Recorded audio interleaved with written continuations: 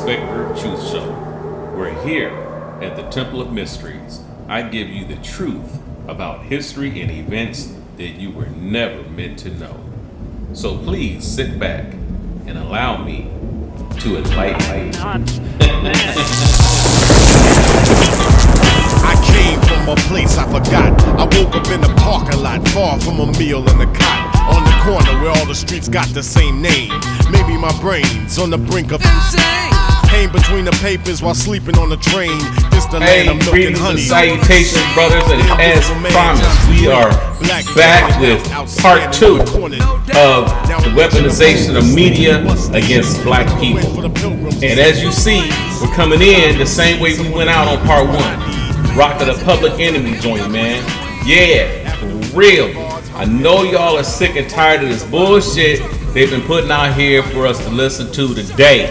So I think you would do well to go back and revisit Public Enemy and check out some of their new joints, man. Y'all, they got new stuff out y'all didn't even know because, you know, they don't get publicized anymore. You know what I'm saying? But they still got some new stuff out there. So check them out. And that brings us directly into our topic, the corruption and weaponization of black music. But before we get into it, I would like to ask you to please click like and subscribe as we go deeper down the rabbit hole and really take a look at this matrix that we live in from a different angle. You know what I'm saying? So also I want to start pushing things in a little different direction. I kind of mentioned this before, but then I kind of got back off track again, and so now I want to get back on track. So for those that watch this channel, maybe you agree with some things, maybe you disagree with some things. It's cool either way, right? But what I want to do is to invite you to express your thoughts, views, opinions, and feelings about any of these topics that you see on here. Or maybe you have some of your own topics that you would like to discuss, all right? Or maybe you just have some show ideas that you would like me to tackle in future videos, all right? So whatever the case may be, you can hop over to my clubhouse, you know what I'm saying? Which is, of course, backtoblack.net, all right? Also called B2B.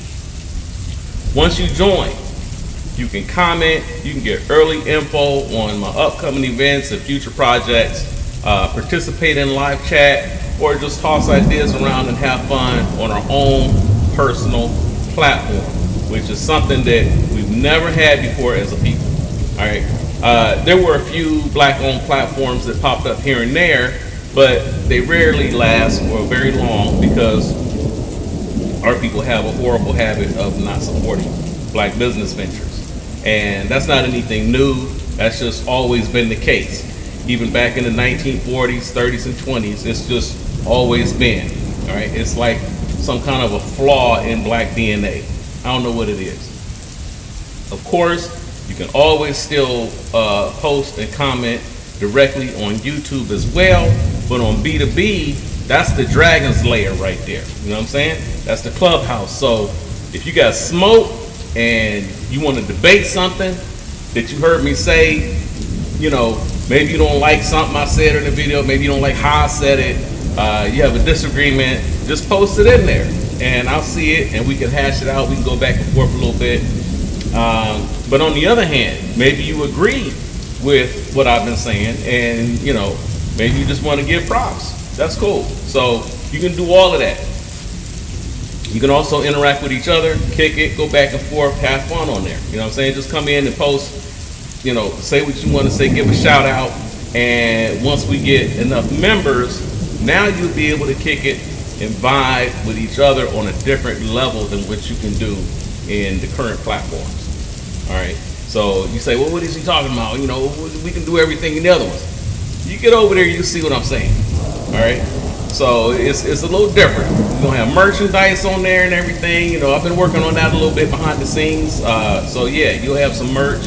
You have different things you can purchase to support the channel. All kinds of little stuff getting ready to go on. All right. So now you got somebody. Now we're bringing out kind of like we're bringing our lost tribe back together. That's what it's about. All right. So we all over the place, man. Everybody everywhere, everybody going different directions. This kind of thing is designed specifically to bring us back together, get us on the same accord, get us kind of in like mind and be able to vibe with each other.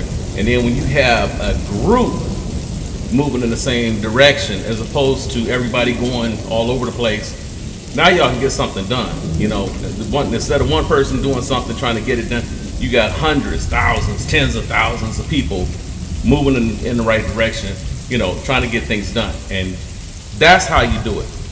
Nobody else is out there really trying to do it all by themselves but us. Everybody talking about, man, I don't need nobody, just do it by myself. And then we wonder why we can't get nowhere. So all of that, it's time for all of that to come to an end. So what I'm also going to do is, to help foster this along, I'm going to start being in there every Sunday night from 8 p.m. to 8:30 p.m. Eastern Standard Time. I'll be in the Vibe Lounge and True Chat at the same time. So no matter which one you come in, you want to come in and we can chop it up personally and directly. And I'll say it again, every Sunday from 8 p.m. to 8:30 p.m. Eastern Standard Time. I'll be in Back to Black, just hanging out in the Vibe Lounge and the True Chat for a half an hour, just in case some of you all want to chat. And if you have questions, comments, concerns, you come in, you can get props, you can, you know, bring the smoke. You know, I don't like what you said, but you know what I'm saying? Come in and tell me what you disagree with. Or maybe you just want to take a peek and just check things out. That's cool too. So you don't just have to come in those times. You can come in whenever you want. But that's when I'll be in there. And I'm just going to make, like, I'll be in there and just hang out for like a half an hour and see if anybody comes in. If they don't, then I'll be out. But if y'all come in, I start seeing people in there, then we'll start kicking and vibing, and however long it goes, that's how long it goes. You know what I'm saying? But, you know, it's just, I'll give it a half hour to see if anybody shows up. And you'll have that time frame to come in and kick it. So we'll see what happens. So that's going to be every Sunday, 8 to 8:30 p.m. Eastern Standard Time. All right. So we're about to get some wheels on that thing, just like I promised you a few videos back. And I told y'all it was coming. It's coming. It's here now. All right. Now, with all of that said, when you look out here today, one must ask the question, why is everything out here so sick, so perverse, so satanic, so nasty, and so disgusting? And today, to tell somebody that something is nasty, or to tell somebody that they're nasty, today they consider that a compliment. You know what I'm saying? That's where we at today. You call somebody satanic and nasty, and they'll say thank you. That's where it's at now. You tell somebody they're sick, and they'll say, yeah, I am. Yeah. You know, they like that. I'm telling you, this is where we at now, man. And it comes out in media. It comes out in what they're putting out to us, you know, to everybody. So you can't even listen to music anymore, man. That's out. You cannot listen to this music anymore, music is the foundation of black culture and black history. We have always been musical, artistic people, always. All right, we have always been creative and inventive and developing, putting new things together. All the time, we've always done that. And, you know, and so now, you look at it now, and today, it's just a bunch of little perverted kids with a microphone. Music was the foundation of black culture and black history. It's where it all started, okay?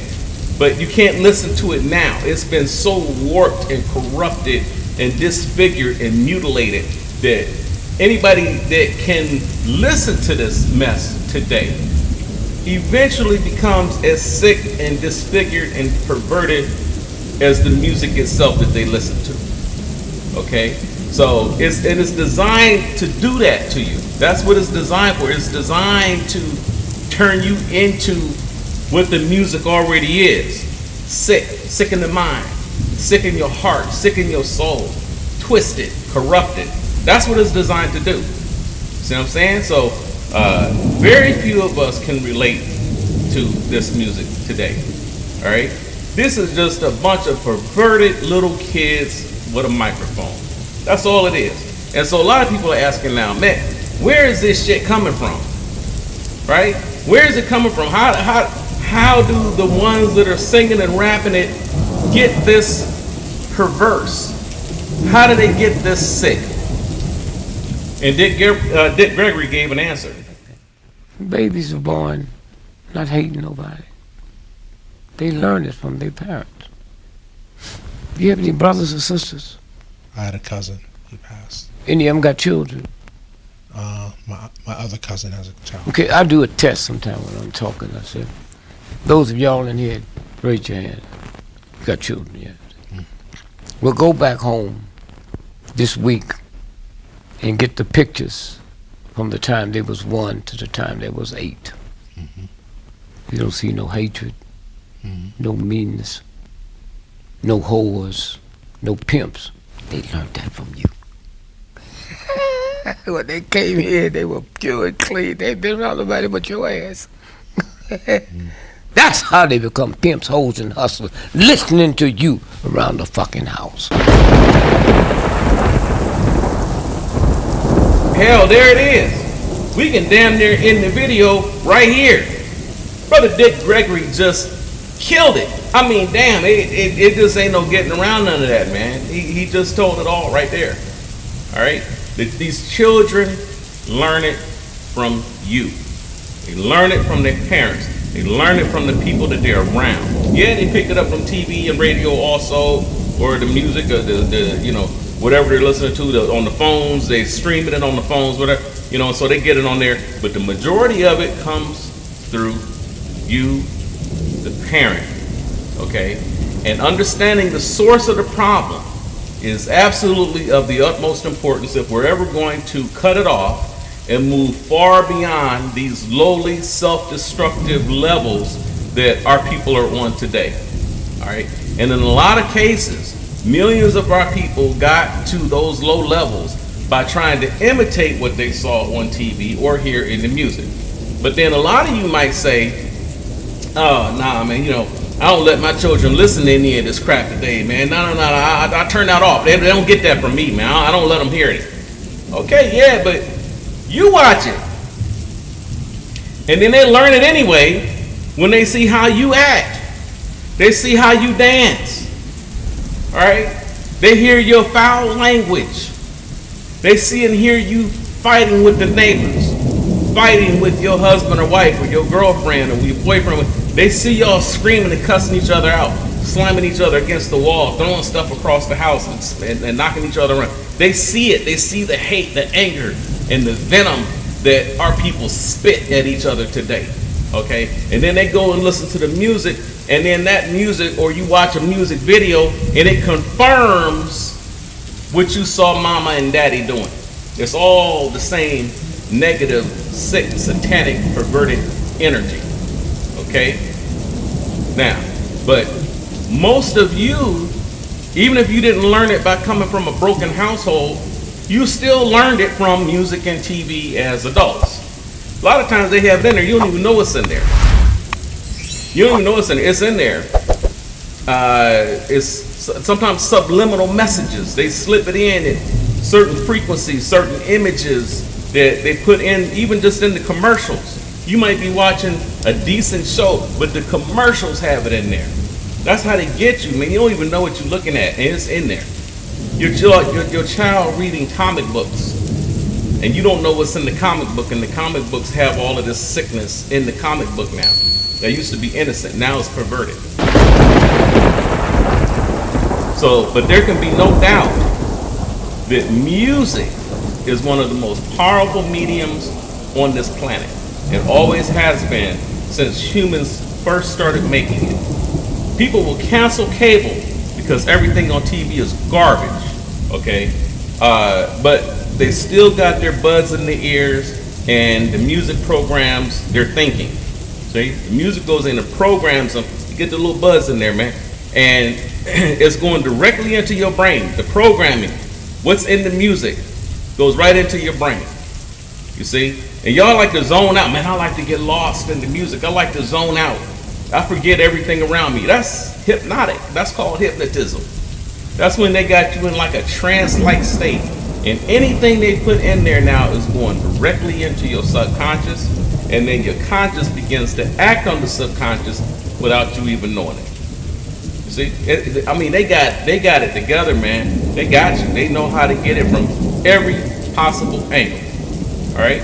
So you don't matter if you cancel your cable. They got it in the music. They got it in the commercials. Okay. And they got it to a point where just the beat or the pitch of the song can raise or lower the energy levels of the person hearing it. Can change their mood. Just the beat or the pitch. You see, and a lot of people don't know what the pitch is. They know what a beat is. They don't know what a pitch is, right? It's where it goes up in, high pitch, low pitch. High pitch, it hurts your ears. It's too high. It's almost squealing. Like low pitch is like that deep bass. So they'll have it to go up and down between high pitch, low pitch, and based on how they change it or how frequently they change it, it can affect your mood. It can affect your thinking. So even the animals are highly affected by music and will stop everything that they're doing to come to a human playing music, and they'll just stand there and listen. All right? Some even begin to sway to the music. That's how powerful it is. You know what I'm saying? Some of these animals can kill you while they're just trying to play with you. They just want to play with you, but they can kill you with just one swipe and break your neck. That's how powerful they are. But when they start hearing music, they just stop and they literally come from all around and they stop and listen. Listen. They start moving, then they start coming closer, and they swaying to the beat, and some of them even start dancing. It can't be questioned that every man, woman, child, and animal on earth loves music. Check this out.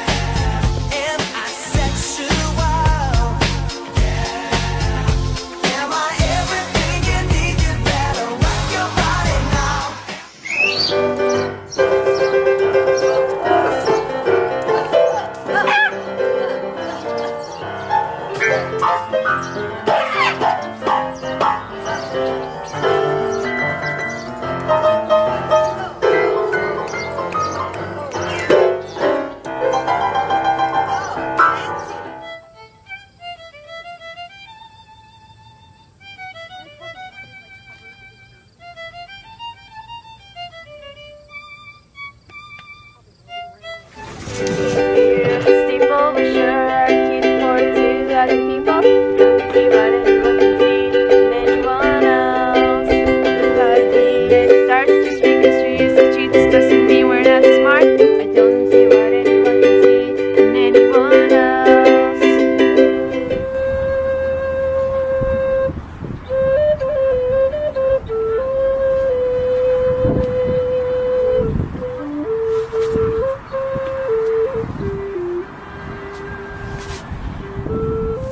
See?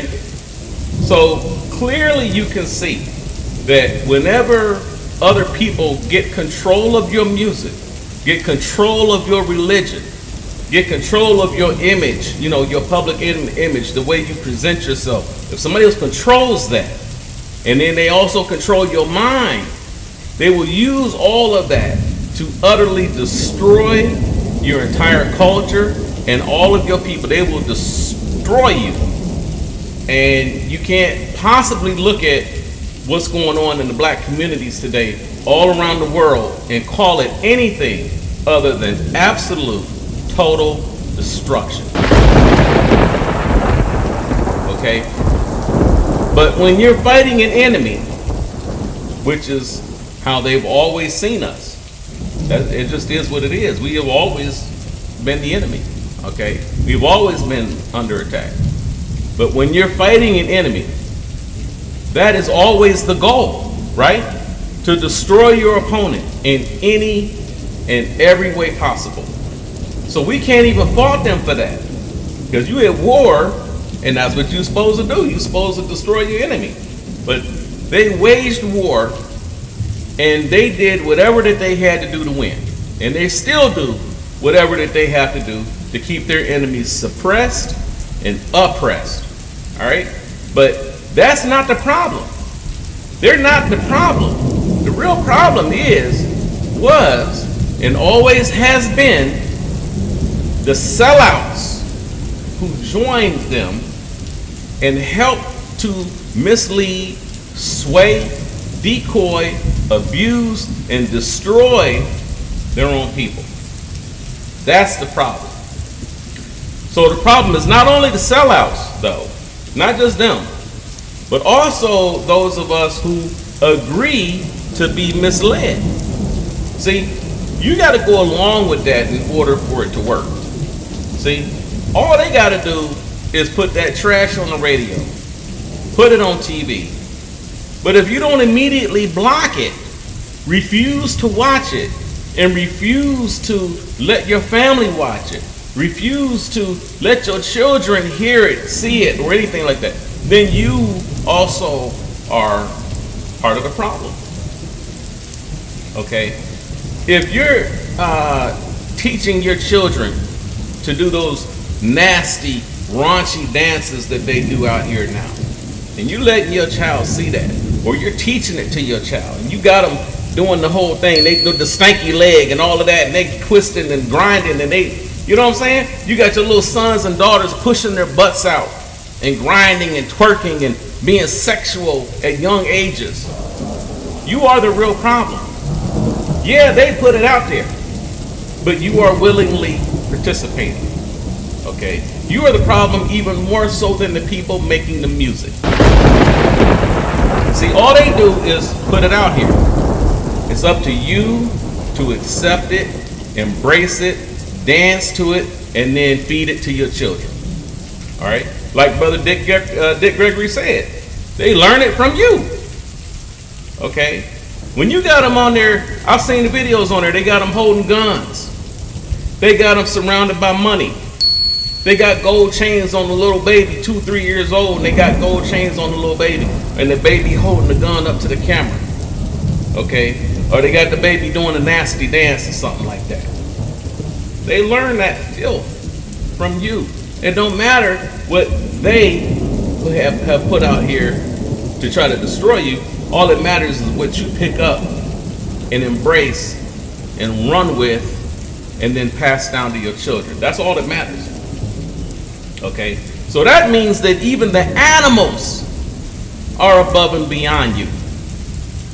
Because they don't come around people just making noise or doing just any old thing. They only come around when they hear certain types of music. Music that has a certain effect on you or on the mind. All right, that's when they come around. Then they sway and dance to it. See, the animals were never taught any of this. So how did they even know how to stay on beat? See, your children don't become little nasty fools out here until you teach them to be one. And they learn it just by watching you. Even if you don't let them hear the music, they watch you because you nasty. And then they see what you do and they imitate you. But the animals are more discerning. Notice that they don't get too close to the musicians. They literally just stand back at a distance so that they can listen and enjoy it. See? Most of them don't even disturb or touch the musician. Although a few wanted to play the piano with the musician, but mostly they just wanted to listen and dance like us, and just have a good time. But we listen to crap that destroys us. See? Play some of that crap for an elephant and they'll probably attack your ass. They don't want to hear that. All right? They can feel the destructive vibrations purposely implanted into our music. See, you got to understand that the reason that music is so powerful and so important is because what you're really reacting to is vibrations. Okay? The measurement of how fast or slow something vibrates is called frequency. And the right frequencies can heal your body. It can actually heal you. It can heal all sicknesses. And this has been revealed many, many times throughout the years. If you look it up, you'll find examples of people using vibrations and frequency to heal the body. You just got to get the right frequency. Like when you tune your radio to different stations and stuff, all of those are different frequencies, all right? And there's different signals coming in, and so when you change the frequency, you pick up a different station. Well, if you can send certain frequencies into the body and then adjust it, certain frequencies heal the body. See, you ain't supposed to know none of that, but they've been dealing with that stuff for hundreds of years now. They know what it is, okay? Other frequencies can put you to sleep. Other frequencies can make you start feeling happy to the point that you can't help but to start dancing because you just start feeling happy and upbeat. You start rocking and swaying to it like the animals do. All right? You can change to another frequency, and with the right amount of volume, you can make the heaviest stones levitate. And people say, "Oh man, go ahead." But that's how they built the pyramids. That's why they can't move them today with a crane. They can get the biggest, heaviest cranes in modern human technology today, and it cannot lift those massive stones. They can't do it. And remember now, here's the other thing about those pyramids. They said, well, the slaves was putting them on logs and they was rolling them, and they would put the log under the stone and push it across the stone that was rolling, and then they put another stone in front and then roll it some more. And that's how they built. They moved it for hundreds of miles. And that's how they moved these big, massive stones and built the pyramids. But wait a minute. Keep in mind, the pyramids are not a big pile of stones. They got tunnels and caverns all through there at specific angles, 26-degree angle going up at a diagonal from the side. It would be kind of going up like that, and it's a perfect tunnel, perfect line going up at a perfect angle. No deviation, you see? So it's not just a pile of stones, all right? And then the fact of it's not just getting that big rock over to that location, is how do you then lift it and stack it and then get it all around and then lift it and stack some more, lift and stack some more. How are they getting it up to those heights? They never explain that point. They just say they rolled it over there on some logs and they had, thousands of slaves working on it. Nah, man. Levitation. They could apply frequencies to those rocks and then just push them. And the thing would just float. You see what I'm saying? So this is basically what it was. That's not just me talking. This is actually documented in ancient texts, and and you go back and so, but I know y'all don't get, here he go with this. Y'all don't believe it. So, check it out. May have come across the notion that with the right frequency, anything becomes achievable, even levitation. Randall Carlson talks about it on the Joe Rogan podcast. Take a look. Everything vibrates at a frequency, and if you know that frequency, you can control things. This is the model, and this is diagramming all the frequencies of the elements and what their vibrational frequencies are and the numbers that measure those frequencies. And they're all the numbers we get from looking at these ancient traditions that recur over and over and over again. And so through this technology, they're able to move stones or cut stones or all the above? All the above. This helps us understand how the cut in the mysterious Al-Nasar rock formation in Saudi Arabia might have happened. There are two huge boulders, and they're split by a really smooth crack, indicating someone used advanced methods for cutting. Regarding levitation, let me show you some evidence. In 2015, a device built by a team in Spain successfully levitated and manipulated small objects with sound. We call these transducers, which is just a fancy word for speakers. These speakers, they only work at one frequency, and this frequency is 40 kilohertz, which we shouldn't be able to hear. Only bats, dogs, and other animals should be able to hear 40 kilohertz. But because the ultrasound is so powerful, if we put some particles, they should be kept in midair with the power of sound. And all these things that they are just being like kept there with air, actually it's not air, it's the ultrasound pushing them from all directions. Here's an interesting old video of an acoustic levitation device by Dr. David Deek.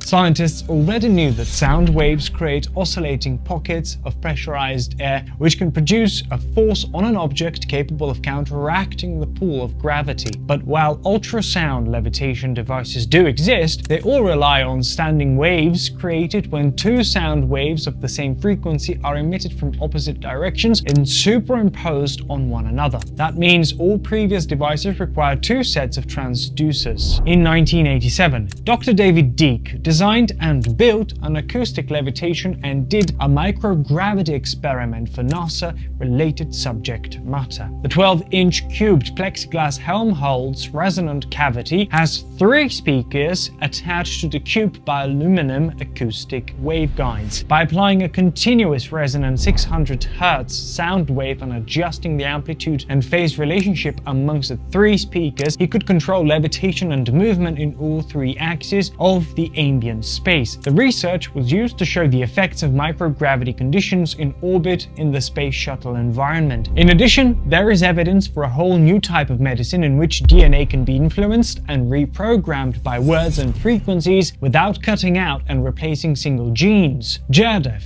and his team successfully transformed frog embryos to salamander embryos simply by transmitting the DNA information pattern through frequency alone. Gergiev's research group proved that with this method, chromosomes damaged with X-rays, for example, can be repaired. They even captured information patterns of a particular DNA and transmitted it to another, thus reprogramming cells to another genome. So they successfully transformed, for example, frog embryos into salamander embryos simply by transmitting the DNA information patterns, according to Russian researchers. Our DNA is not only responsible for the construction of our body, but also serves as data storage and communication. The Russian linguists found that the genetic code, especially in the useless 90%, follows the same rules as all our human languages. To this end, they compared the rules of syntax, semantics, and the basic rules of grammar. They found that the alkalines of our DNA follow regular grammar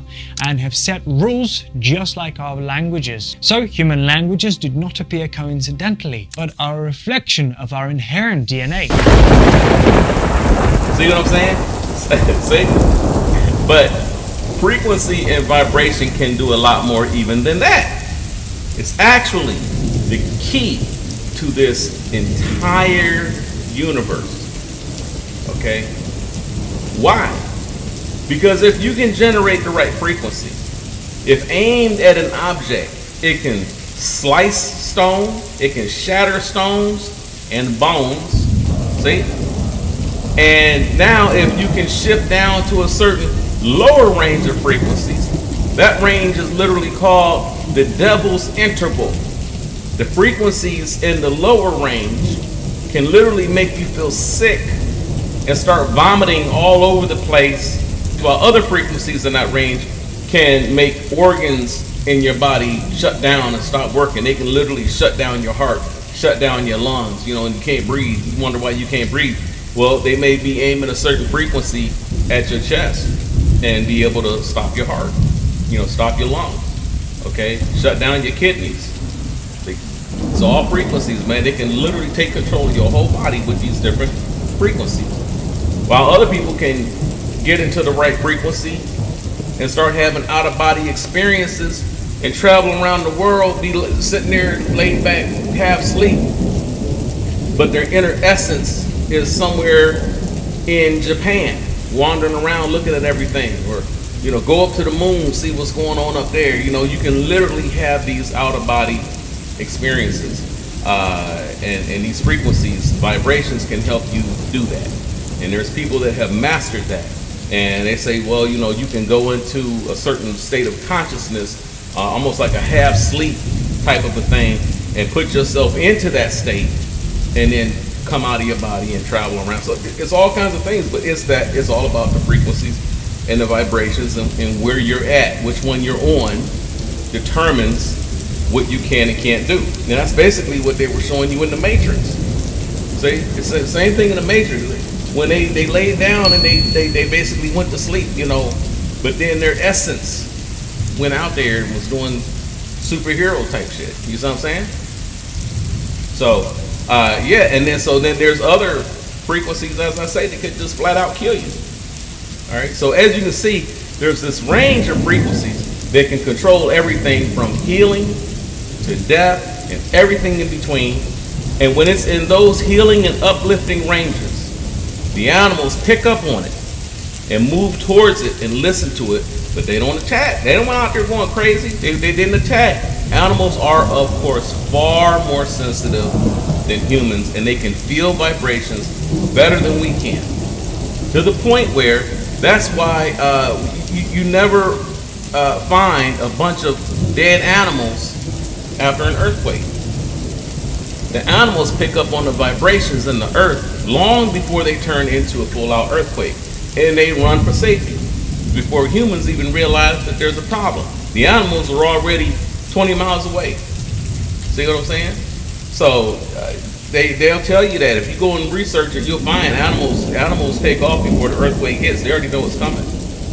So what's most interesting about this is that this information is not new.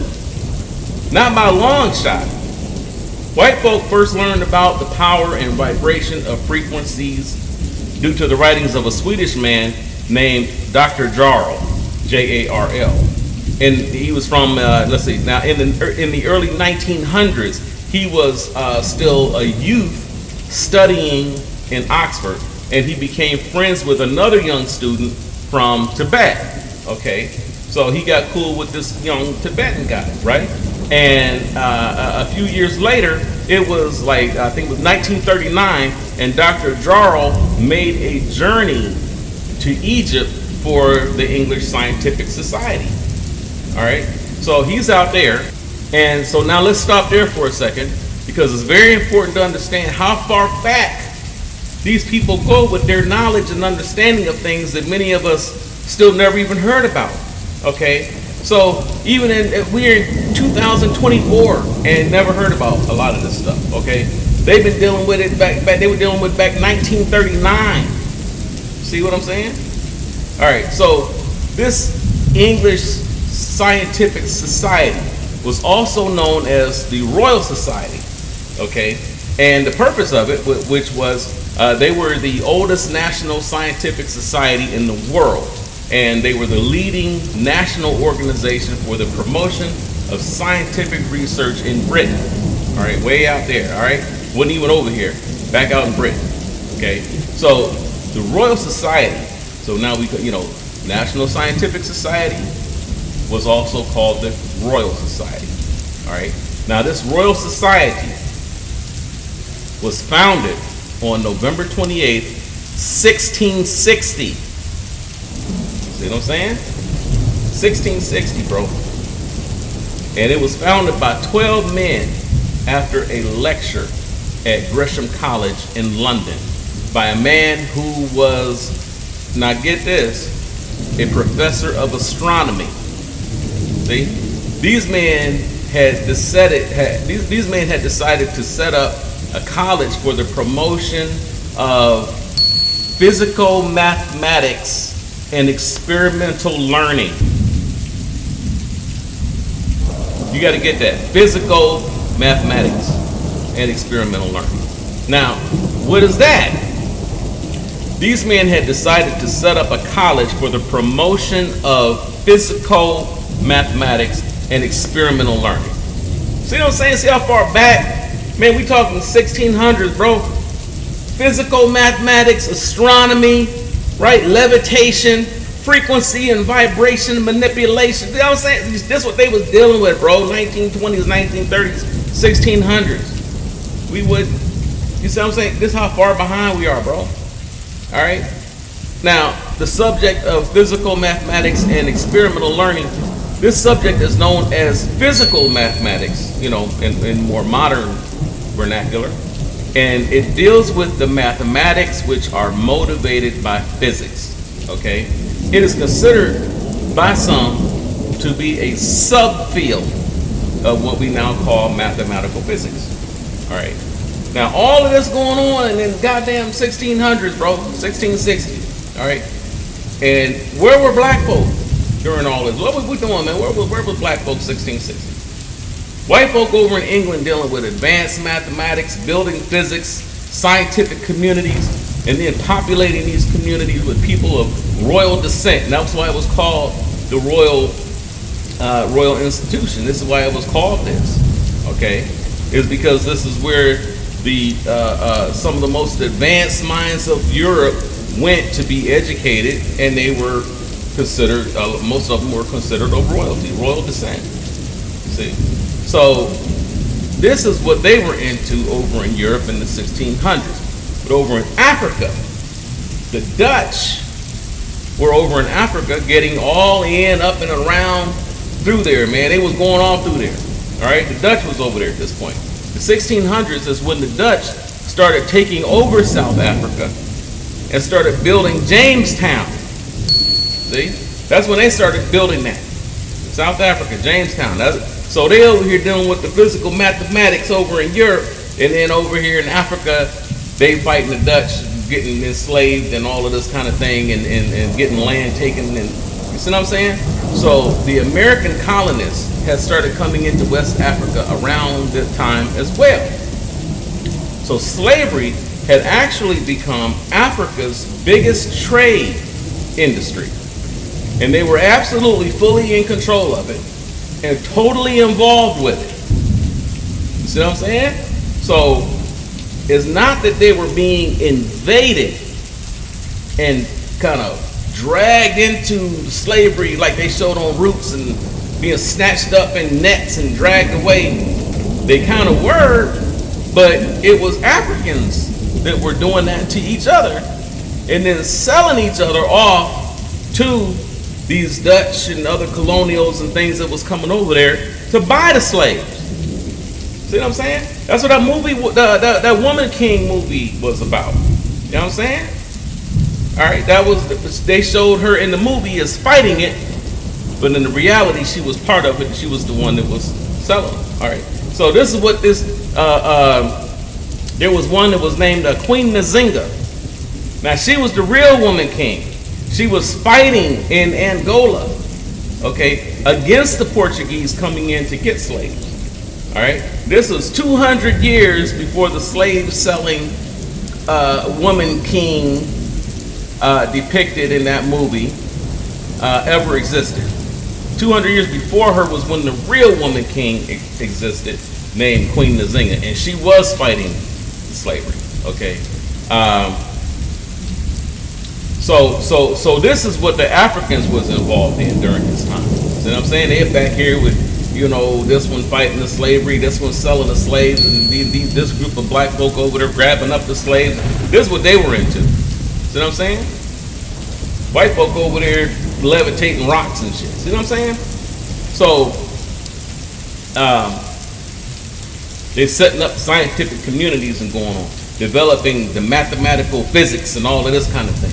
Now, I don't know about you, but I always like to see what's going on in different parts of Africa while the Europeans were up in Europe, riding around on horseback as the so-called knights in shining armor, building castles, all their scholars working on solving the secrets of the universe and all of that kind of thing. I like to see, okay, well, when they was doing that, what was going on in Africa? I like to make a comparison, okay? So I'll match up the dates, and I'll say, well, let's see, what was going on in Africa during this time, and I looked that up.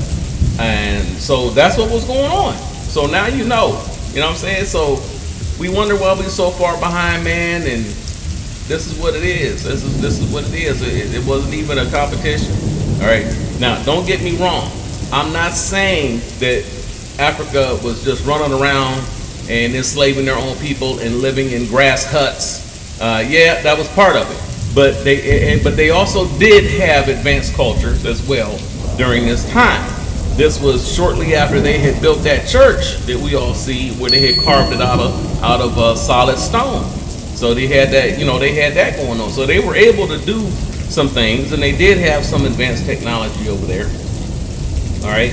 There's also a mosque that they had built from mud that's also quite impressive.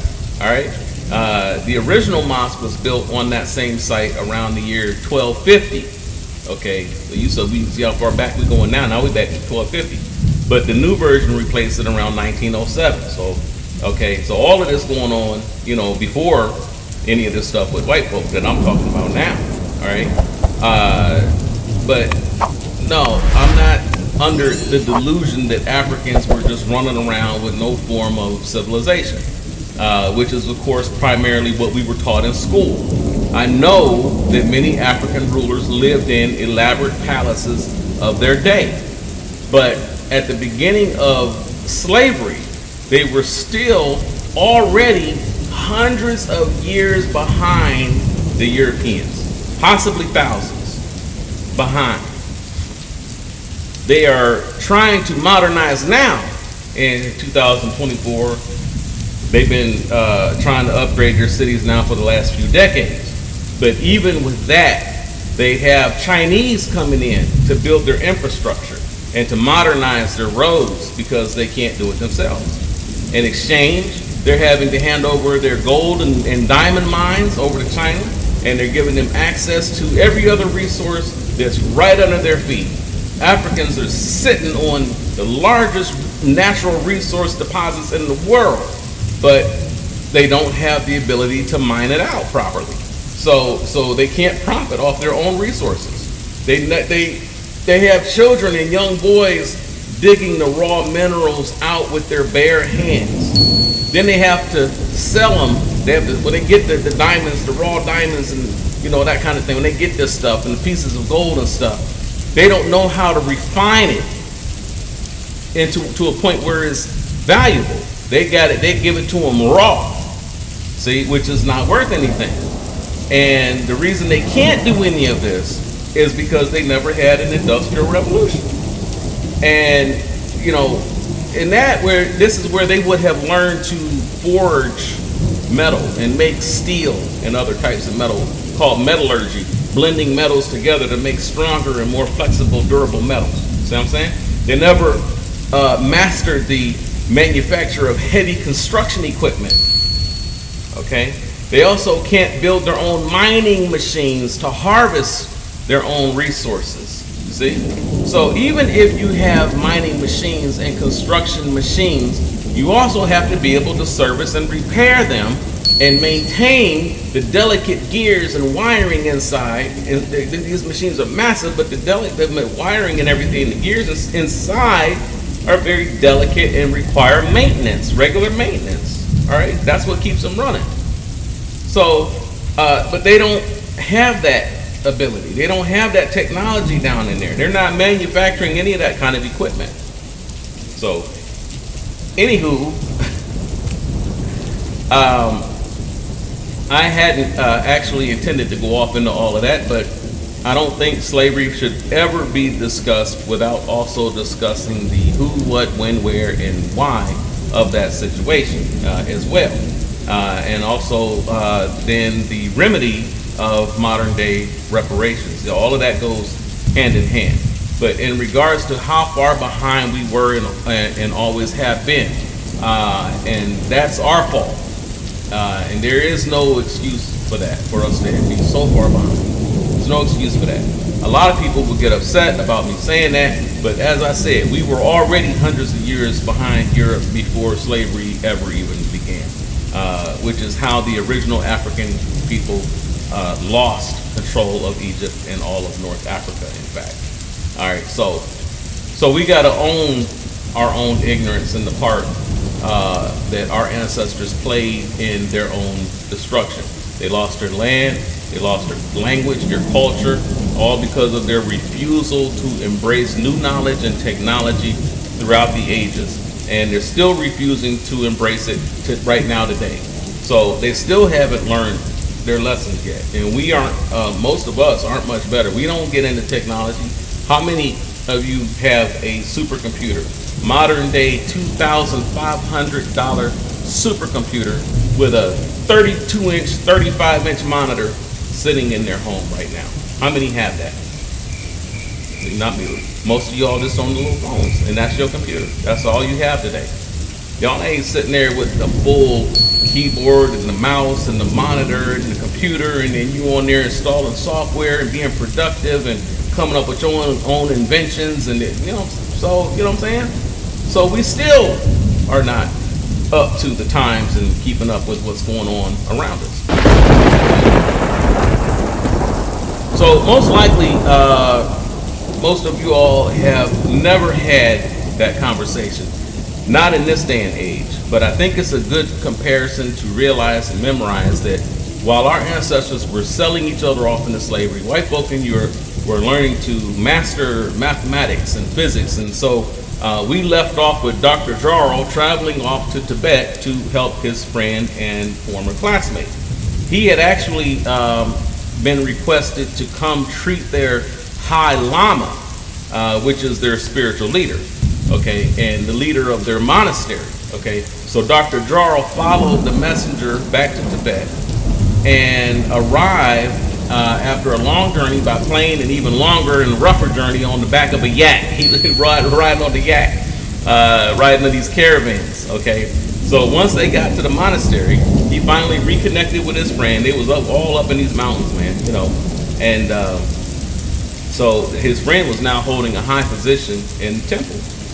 And Dr. Jarl stayed there for some time, and because of his friendship with the Tibetans and helping to heal the Lama, the High Lama, he had learned a lot of things that other foreigners had never been allowed to hear about or observe. They say a picture is worth 1,000 words. So here's a clip to explain the divine mysteries of the Tibetan monks and what they showed him in exchange for his help. Check this out.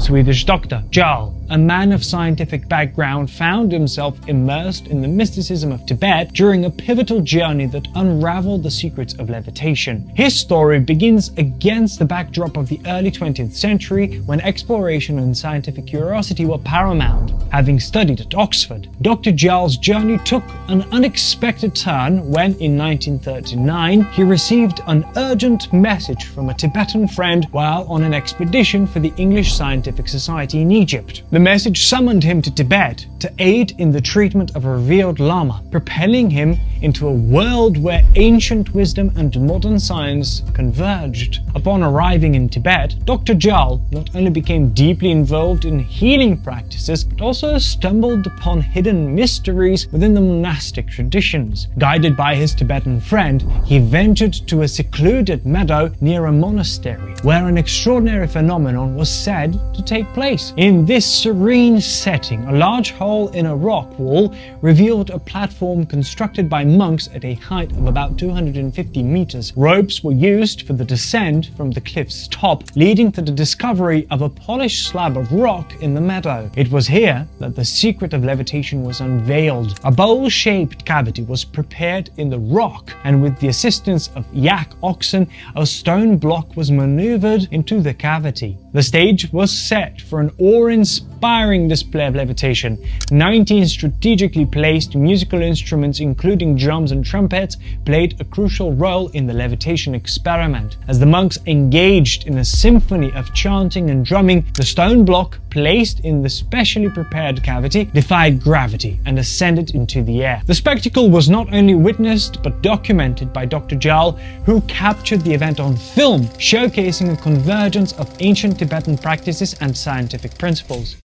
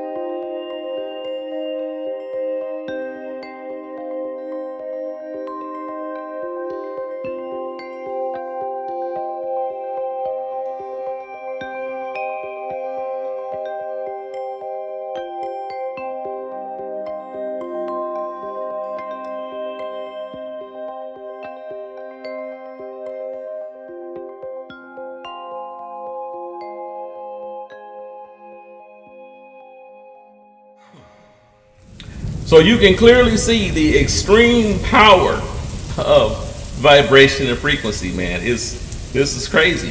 So this is really what all that music actually is. I know y'all thought like, man, he all popping, he way out here. But you can see it all goes together, man. You know, you talking about science and technology and what they were doing back in the 1600s. This is how we got to this. This is how we got to where they can control your music and control your culture. If you don't understand where they came from and how they learned this stuff, and you can't understand the core, that it didn't just come up out of out of midair, that there was something behind it, and they have carried that through for hundreds of years to where we are today.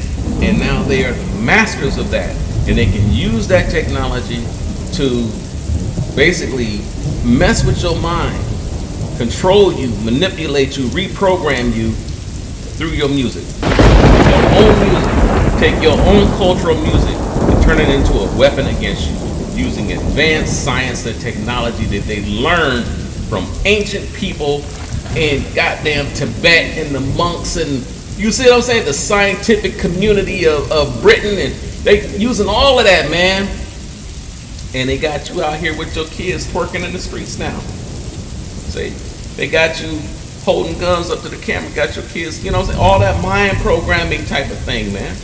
Y'all destroyed and can't figure out how you got there. This is how. It goes so far back and it's so deep and it's so heavy that it can't even process in your mind as far as to how deep it really is and how far back it really goes. So yeah, this is how they get these frequencies in your music and are now using frequencies in your music to mind fuck you. Alright? So this music is just a collection of sounds which are made from vibrations. And the pitch of these vibrations, high or low, that pitch, all right, is what we call frequency, okay? Those sounds and frequencies can literally change the world and the people in it. So since they obviously know all of this information and have been knowing it since before the days of slavery, that means that they have got it mastered by now. Then we, of course, have to ask, what have they been doing with it? What all have they really done? Because we don't, it's beyond, man, we don't even, like, we just now start to find out about this, right? They've been doing this for hundreds of years, over 1,000 years, and we just now, like, we started to, wait a minute, right? So the answer is simple. They've been doing what they always do. Taking that which is good and flipping it into that which is evil.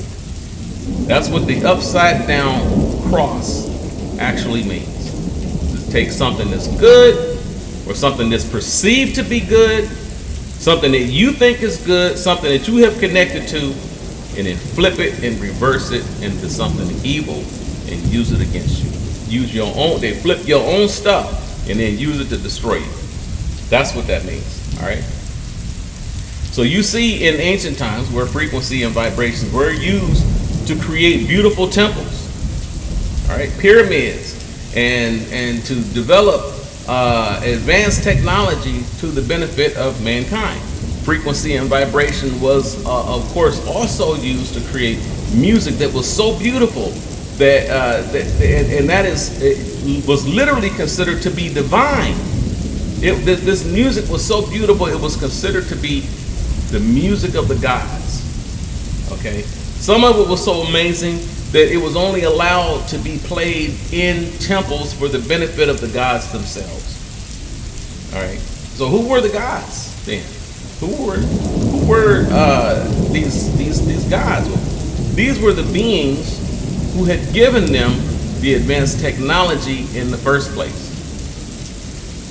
But when the evil beings and their followers and descendants got hold of the science and the sound and the frequencies, they turned it into sound weapons, all right, that could destroy. And on a more subtle yet devastating level, they applied it to music, which could be sent out all over the world in seconds and used to destroy the minds and the body and the spirits of all who heard it. You see what I'm saying? So I'm sitting right here, and you might be 10,000 miles away. You be like, man, whatever, man, I ain't thinking about you. But they could take and send they can send you a song, through email, right? Put a song on TV, put a song on the radio, and mess your head up, mess your kids up, mess your family up just because you listen to it. See what I'm saying? Matter of fact, that's what that movie Ring. Remember that movie Ring? That's what that movie Ring was about, man. That little girl that climbed through the TV. You had to, as I recall, I hadn't seen it in a long time, but I think you had to watch something first, and then whatever was in that movie that you watched activated something in your brain and allowed her to kind of tune into you and come through the TV to take you out. There was another movie too that they had it where if you answered the phone, then you automatically was messed up in the head and didn't have long to live once you heard a certain tone in the phone or something.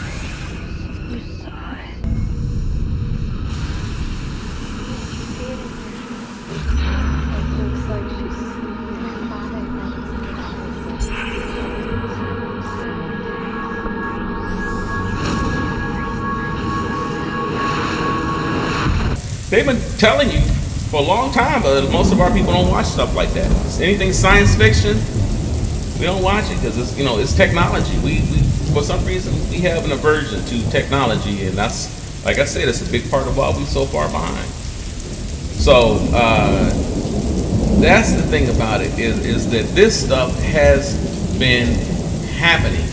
It has been going on within our lifetimes, and if you pay attention, you can see it going on right in front of you right now today. See, a lot of times we talk about stuff and it's like way back when, something we heard about that was going on with our ancient ancestors, or something was going on with our slave ancestors or something like that. But very rarely do you hear about something this devastating and you can actually turn on the TV and see it right now today. Okay, that's the difference. This is current. That's the difference of what's going on today. You can somebody can send you a song and you listen to it and you're fucked in the head just after hearing it. It messes you up. I had a movie on. I'm not even going to tell you the title of it because I don't want nobody looking at it. But I turned on this movie the other day, and it was supposed to be about some kind of a cult group type of thing that was going after these people, and it was so sick and gory, and they got the camera in there and they showing the guts and they pulling the guts out and stuff, and they chopping the head off and you see the head roll off to the side, and it was so sick, man. Because when we watch TV, most of us are eating while we watching TV and stuff. Hey, let me put a good movie on. It was so gory and sick, man, and I started feeling queasy to the stomach, man. It was so low in vibration. This thing was just filthy, and I was just like, man, I'm not watching this. And it's weird because growing up when I was a child, I watched stuff. We would watch Jason and Michael Myers and Friday the 13th and all of this kind of stuff. So Halloween was the other one. We watched all this stuff. Then he was chopping everybody up and stabbing them. And we watching, we eating popcorn, and we chilling, and then just call ourselves watching a good movie. And it never crossed your mind you're being entertained by watching people get slaughtered. See, that's another mind fuck, man. We consider that entertainment today to watch somebody get butchered in a movie, and we eat popcorn to it and laugh and put our feet up and enjoy ourselves to the sight of somebody getting stabbed to death and cut open and getting their head cut off and hung up on the spike, and we sit and watch that. Oh man, and that's entertainment to us today. See how they got you? You never thought about that. You're being entertained by watching other people get slaughtered. Yeah, they got you. That's what I'm talking about. All right. So you need to understand how heavy this thing is, man. Even just writing a word down on a piece of paper generates a frequency. Okay? And that word can change the vibrational rate of anything it's applied to, and also of anybody who reads it. This is how powerful this is, man. So that is what is known as casting a spell. Okay? So when you see something, or I should say when you write something down, they tell you what? They tell you to be sure to spell it correctly. See? So when you're young, you learn spelling. See? You learn how to spell. So when you write a word down, you have to spell it properly, because that word gives off a frequency that has a real world lasting effect. Check this out. This next series of photographs are the work of Japanese researcher Mr. Masaru Emoto from his book, The Message from Water. Mr. Emoto's work provides factual evidence that human vibrational energy, thoughts, words, ideas, and music affect the molecular structure of water. Please remember that water comprises over 70% of a mature human body and covers the same amount on our planet. Water is the very source of all life. This photo shows the beautifully formed geometric design of the Yushi Spring water. This next photo is from the Shimanto River, the last clean spring in Japan. Notice the extraordinary geometric forms. The fact that the molecular structure of water can be affected by our consciousness, our intent, and our sounds is extremely important. This photo is from the Mount Cook Glacier in New Zealand. Mr. Emoto has been visually documenting these molecular changes in water by means of his photographic techniques. He freezes droplets of water, then examines them under a dark field microscope that has photographic capabilities. His work clearly demonstrates the diversity of the molecular structure of water and the effects of the environment upon the structure of the water. This photo is from the fountain in Lourdes, France.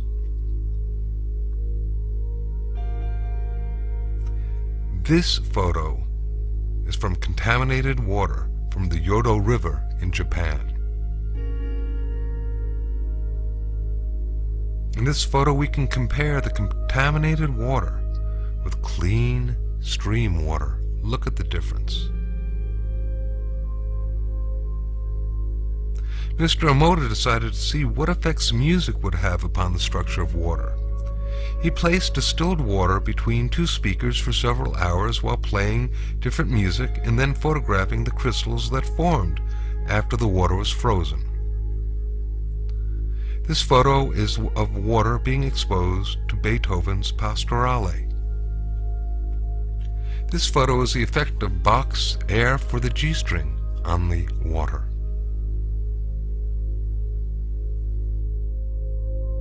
This photo is water exposed to Chopin's Farewell Song. This next photo is water being exposed and affected to music that was designed for healing. This photo is of water being exposed to the Kawachi folk dance. This photo shows the effect of heavy metal music upon the water. Here now we can compare the effects of healing versus heavy metal music and what happens to the water molecules. Mr. Emoto decided to see how thoughts and words affected the formation of untreated distilled water crystals by typing words onto paper and then taping this paper onto glass bottles overnight. This photo shows the effects of the words, "Thank you." This next photo shows the effects of the words, "love" and "appreciation." This photo shows the effects of the words, "You make me sick, I will kill you." And here we can compare the effects of "thank you" with the "you make me sick, I will kill you." Very, very different geometric forms being occurred through the intention. Now this photo is of a very polluted and toxic water from the Fujiwara Dam. Here now is the same water from the Fujiwara Dam after a Buddhist monk had offered a prayer over it.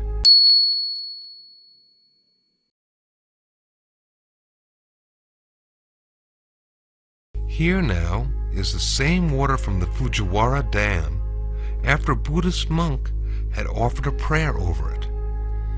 Prayer, that sound coupled with intention, seems to have an extraordinary ability of restoring water to its natural, harmonious, geometric symmetry.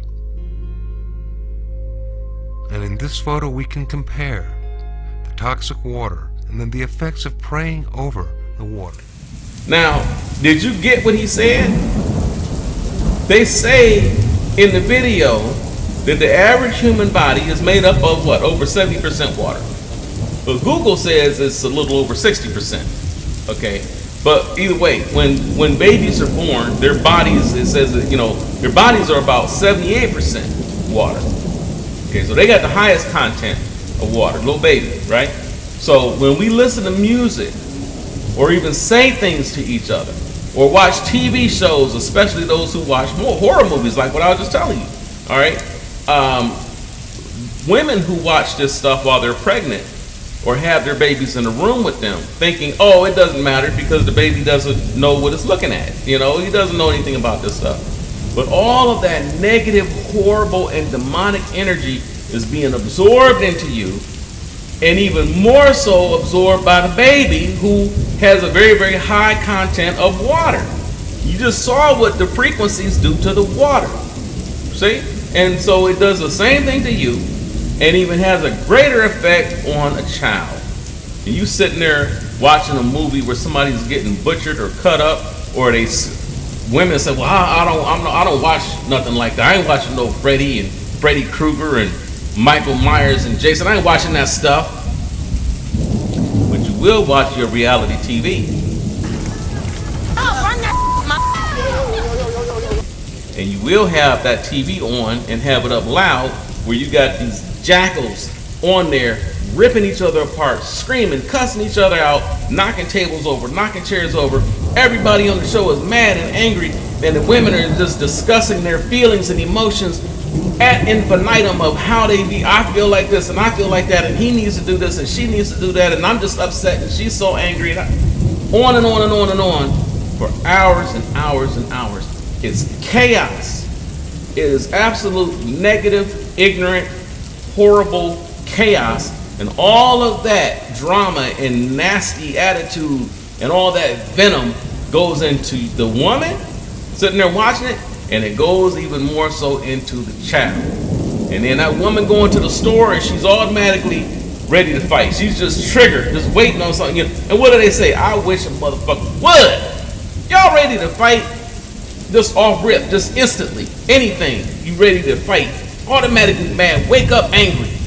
Because you got that mess in you from watching that crap all night and just soaking it up. But you love the drama, you love the anger, you love the venom, you feed into it. It relates to you, you relate to it.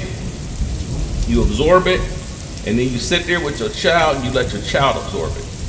And then you wonder why there's so much violence and hatred in black communities. Were taken at the scene. Police were called to Welly Street for dispute, and when they arrived, okay, all of that negative, horrible, demonic energy is being absorbed by you and by the baby. That's just, there's no way around it. So you are literally corrupting their entire being just by having them in the room while you're watching your ignorant, chaotic, hell-spawn reality TV and your serial killer horror movies where you on there butchering. They got people on there being butchered. Watching you listening to your gangster rap. You watch your gangster rap videos. All right, all that reality TV, all that stuff, man. You got these jackals on here fighting each other, tearing each other apart, ripping each other's hair out, flipping tables over. This is a big reason why so many Americanized black women. White men say white women the same way, but I can only speak on what I've seen. And so when I see these black women, they are almost impossible to get along with. And I don't have a whole lot of personal horror stories with them because I saw which way it was going. I jumped ship a long time ago. You know what I'm saying? I was like, no, I saw it coming, man, and I was up out. But you know, I see the brothers, man. I hear the brothers talking about it, man. You don't have these brothers, these passport brothers, are not spending tens of thousands of dollars to get planes to go overseas, over oceans, to find a decent woman. They would not do that if they had been able to find more decent women over here. Welcome out to Thailand. Step right off the plane, make it rain like it's my land. So tell me why she smiled in. Travel 1,000 miles just to see her take a bow in. Perfect place she come to party, I was hella patient. Whole day we zooming out for Richie celebration. Yacht party, golf tourney, island party. You can bring a Thai shorty, Richie bring him out naughty. So that alone tells me kind of everything I need to hear. Somebody spend that kind of money to get away, there's something bad going on. So I learned through other people's mistakes.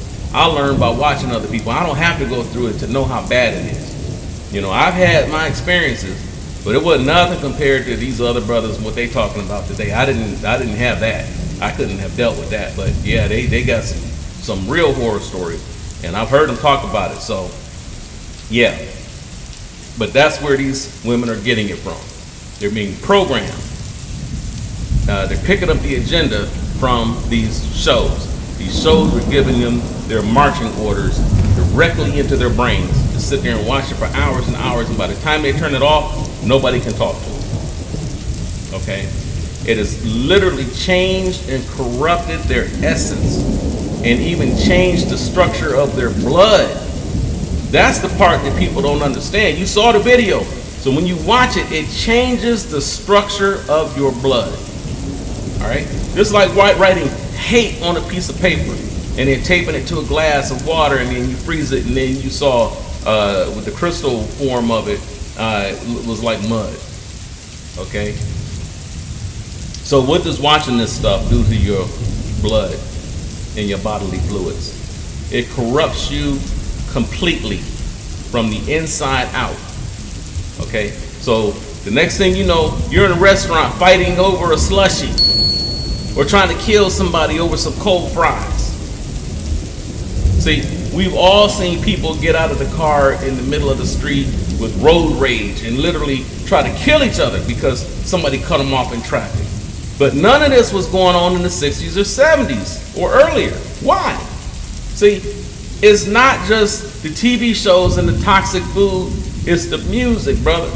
That's another way, that's the primary way they get you. They got you eating poison food, you listen to poison music, you know, and then you get with a poison woman and the community is just destroyed.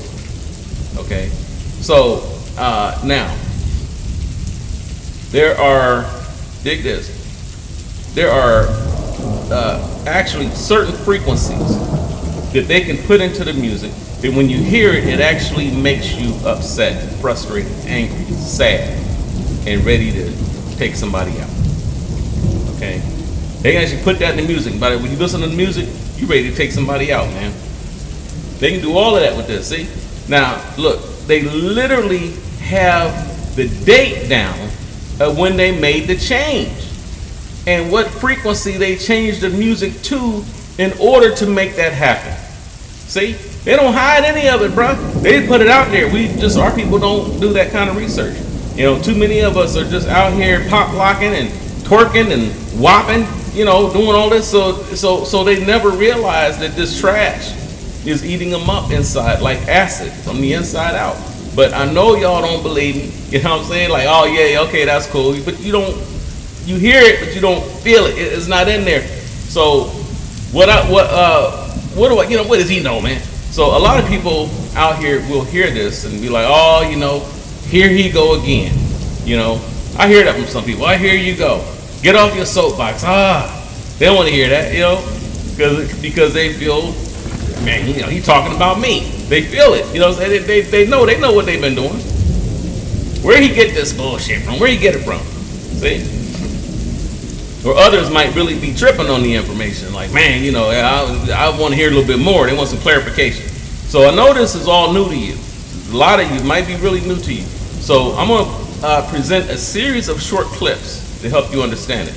This is of absolute importance that you comprehend what they're doing to you. If you don't get it, then you can't do anything about it. So let me preface this by saying that what these bastards did was change the frequency of the notes of the music that we listen to. Then use our favorite musicians to dish that corruption out to us. So what is frequency? All right. Now, when you weigh yourself, the measurement of weight is called pounds. So you weigh 200 pounds or whatever, right? But the measurement of notes, the frequency of a note is called hertz. So hertz is a measurement of the frequency. I tell you what frequency you're at. So our natural music before white folk came along was played in a frequency of 528 hertz. 528 hertz is what a lot of our music, when we was doing our own thing, I'm talking about music in Africa. You know, y'all heard the Africans harmonize when they do that beautiful harmony type African music, you know, and then you know, and then somebody come in, you know what I'm saying? Y'all heard that, right? That usually, for the most part, tends to be at like 528 hertz. Okay, but what white folk did is when they came in, you know, they come in, they record the music, whatever, they play it back to you. You know, they started giving a lot of black folks contracts and stuff. And so way back in the day, they had changed the music to 440 hertz because they realized that by combining frequencies, changing frequencies, they could do one thing by changing it, and they could achieve something else by combining it. See, so then you got multiple frequencies being played simultaneously. They could create a different effect by that. See, so they could pretty much delete your ass or just drive you insane by putting a blend of frequencies into one song. You listening to them both at the same time, and then it make you sick and take you up out of here, man. See, so that's what they've been doing to us, bro. So let's go a little deeper. Check this out.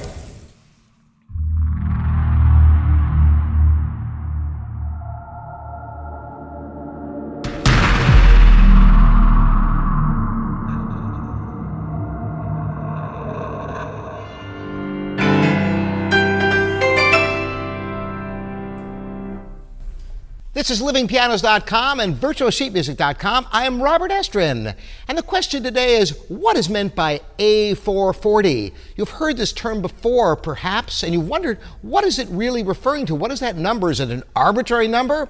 Hardly. I'm going to tell you all about that and describe what sound really is. Well, sound is just simply a series of vibrations that go through the air.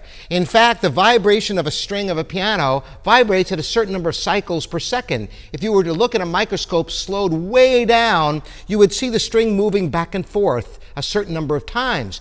Interestingly, that air also vibrates at that same frequency, hits your eardrum, which also will be moving back and forth. If you could take a picture of that, and you'd see that moving at exactly the same frequency as the piano. This is how we hear things. Well, the A, which is above middle C, produces 440 cycles per second. That means a string is moving back and forth 440 times every second, and so is your eardrum, producing this sound. And you can see I have a digital tuner on here, a nice app that shows me, yes, indeed, my piano is in tune. Now, what does it mean if your piano isn't at 440? Is this a problem? Well, it could be for a number of reasons. First of all, a piano is meant to sound its best at 440. Now, it could be slightly off from that. Some people even prefer to tune slightly higher in the belief that it produces a brighter, more pleasing sound to some ears. 442, maybe even as high as 444. Some European orchestras, as a matter of fact, tune to these higher pitches. But 440 cycles per second is kind of the standard that has come about over the centuries.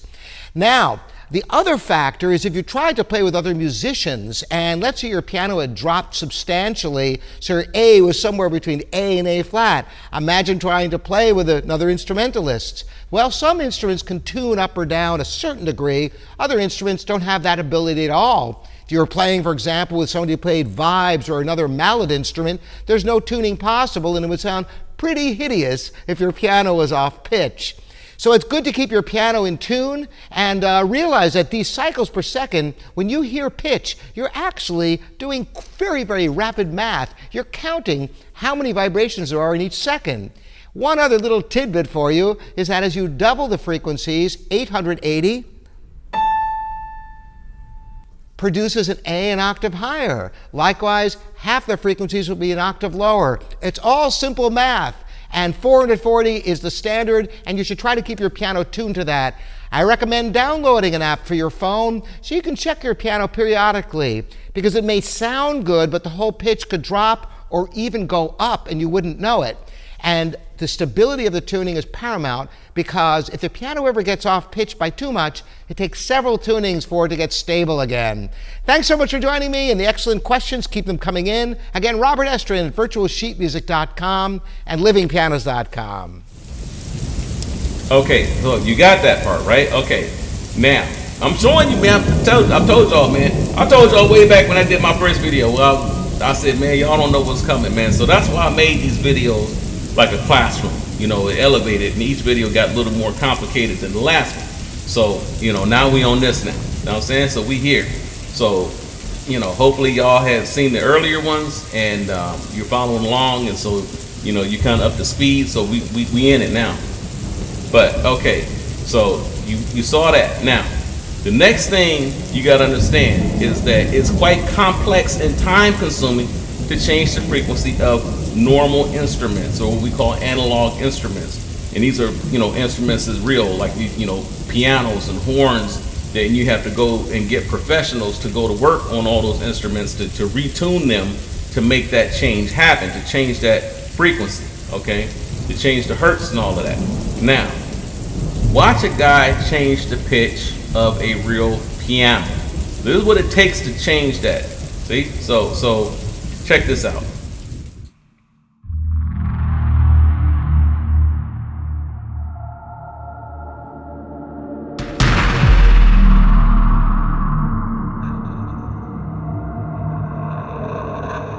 Here's, if you're tuning a piano, now that it's all strung up, you can set your A. You can see that I've got the center string isolated on every string, except for your bass strings that are bi-string. So you find your middle A, which is A440, A above C. I've got the Pano Tuner app. I think it's really nice for this exact use. It's like $2. You can use it for free for a long time. So then I hit the A, and I'm going to move the tuning hammer on the pin as I set, so we can kind of look at that process. 436.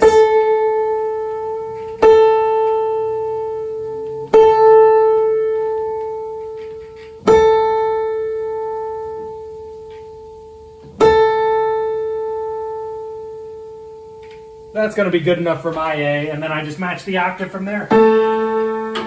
It's all by ear. You don't really need the app after that.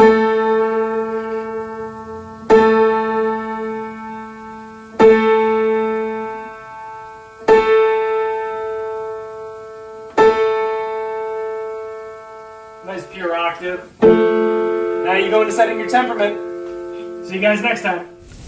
Okay, so now, today, all of the instruments are digital. You know, everybody on the drum pads or they on the keyboards and stuff, and it's all digital now. It's not a real piano, it's all digital, right? So people just press a button, and then there's your horns. Press another button, and then, you know, there's your drums, right?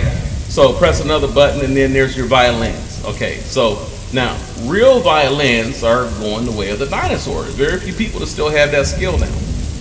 And now all of the pianos are going digital. Everybody's got these keyboards now. So how difficult is it now to change the pitch frequency of the keyboard?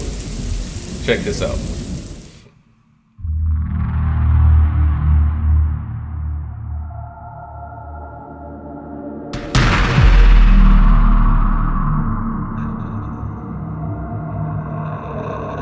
What's up, YouTube, and thanks for tuning in to the 432 Hertz frequency YouTube channel. Over here I'm going to show you how to tune your keyboard to 432 Hertz frequency, also known as the natural frequency, organic frequency, scientific pitch, etc.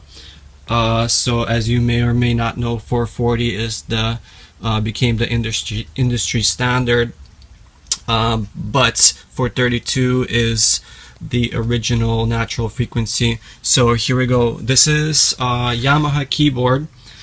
In this example, it's a YPG model 235, but similar keyboards may have similar functions. As long as your keyboard is newer, it probably will have a tuning function. This keyboard has a tuning function which allows you to change the pitch by 100 cents.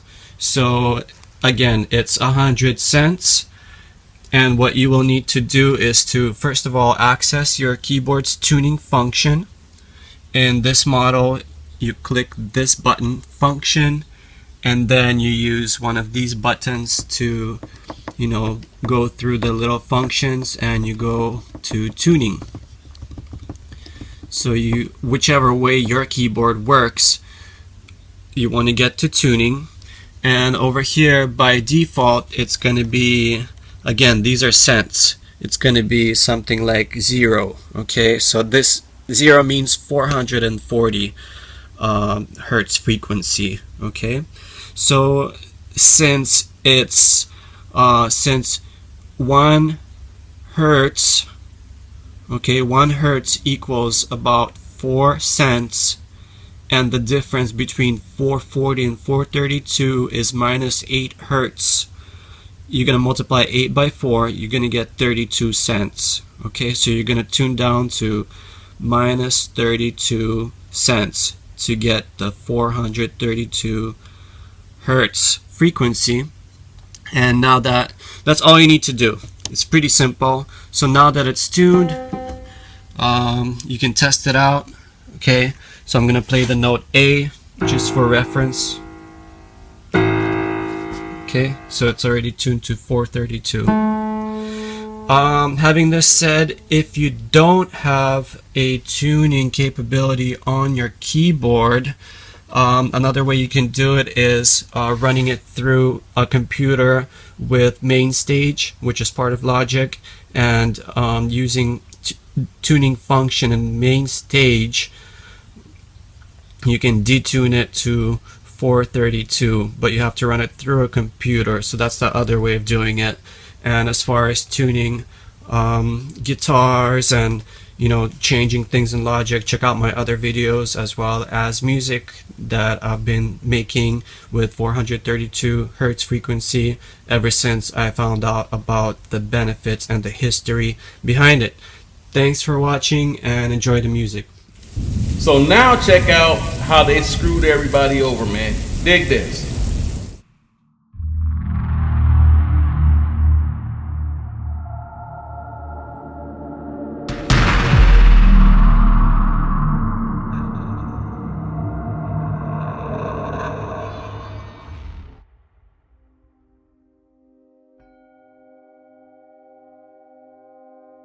I began to investigate 528 by a divine revelation that was given to a Dr. Joseph Paleo back in 1997, along with the original musical scale, the original solfeggio.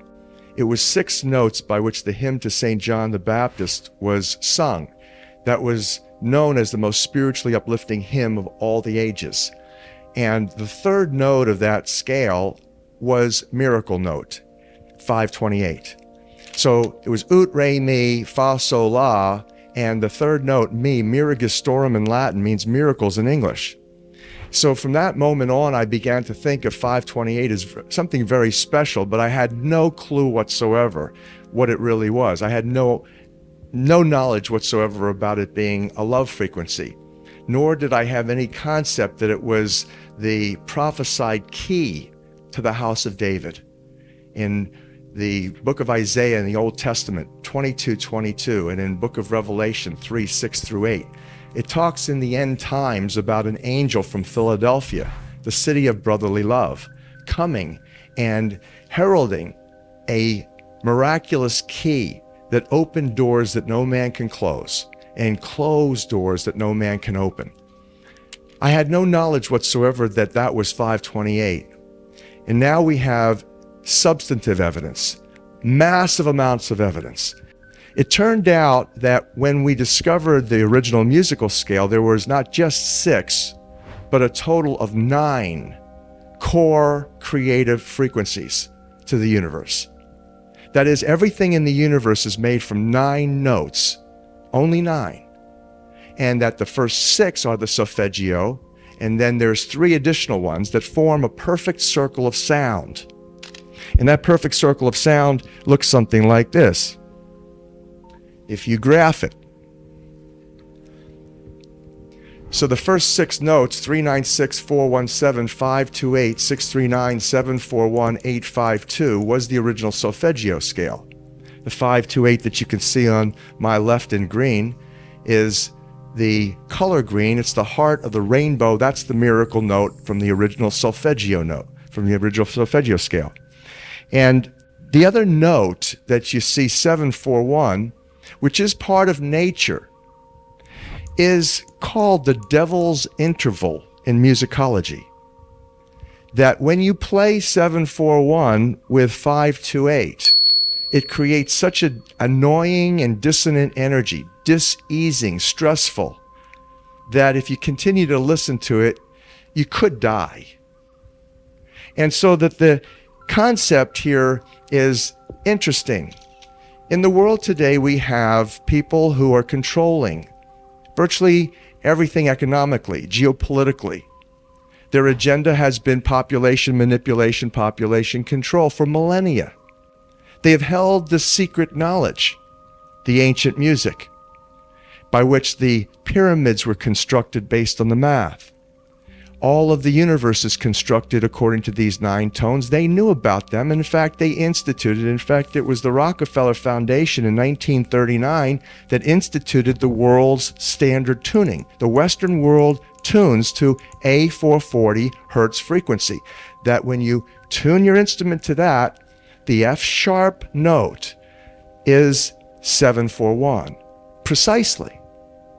Not 7.41.1 or 0.2, it's 741, which meant that there was a clear, scientifically researched intent, and indeed that's exactly what happened. The 741 A440 link came out of military research in the 1930s to induce psychosocial stress and dis-ease to the max.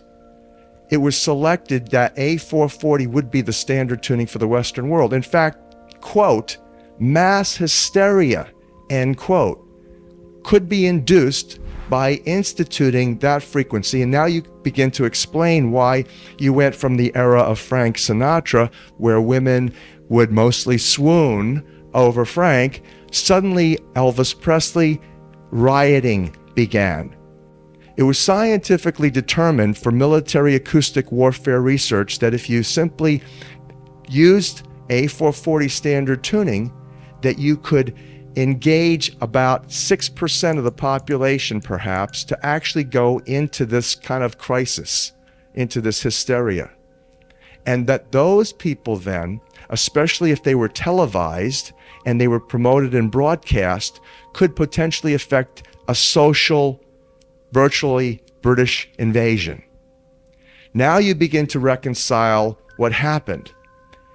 This information is all in the book of 528.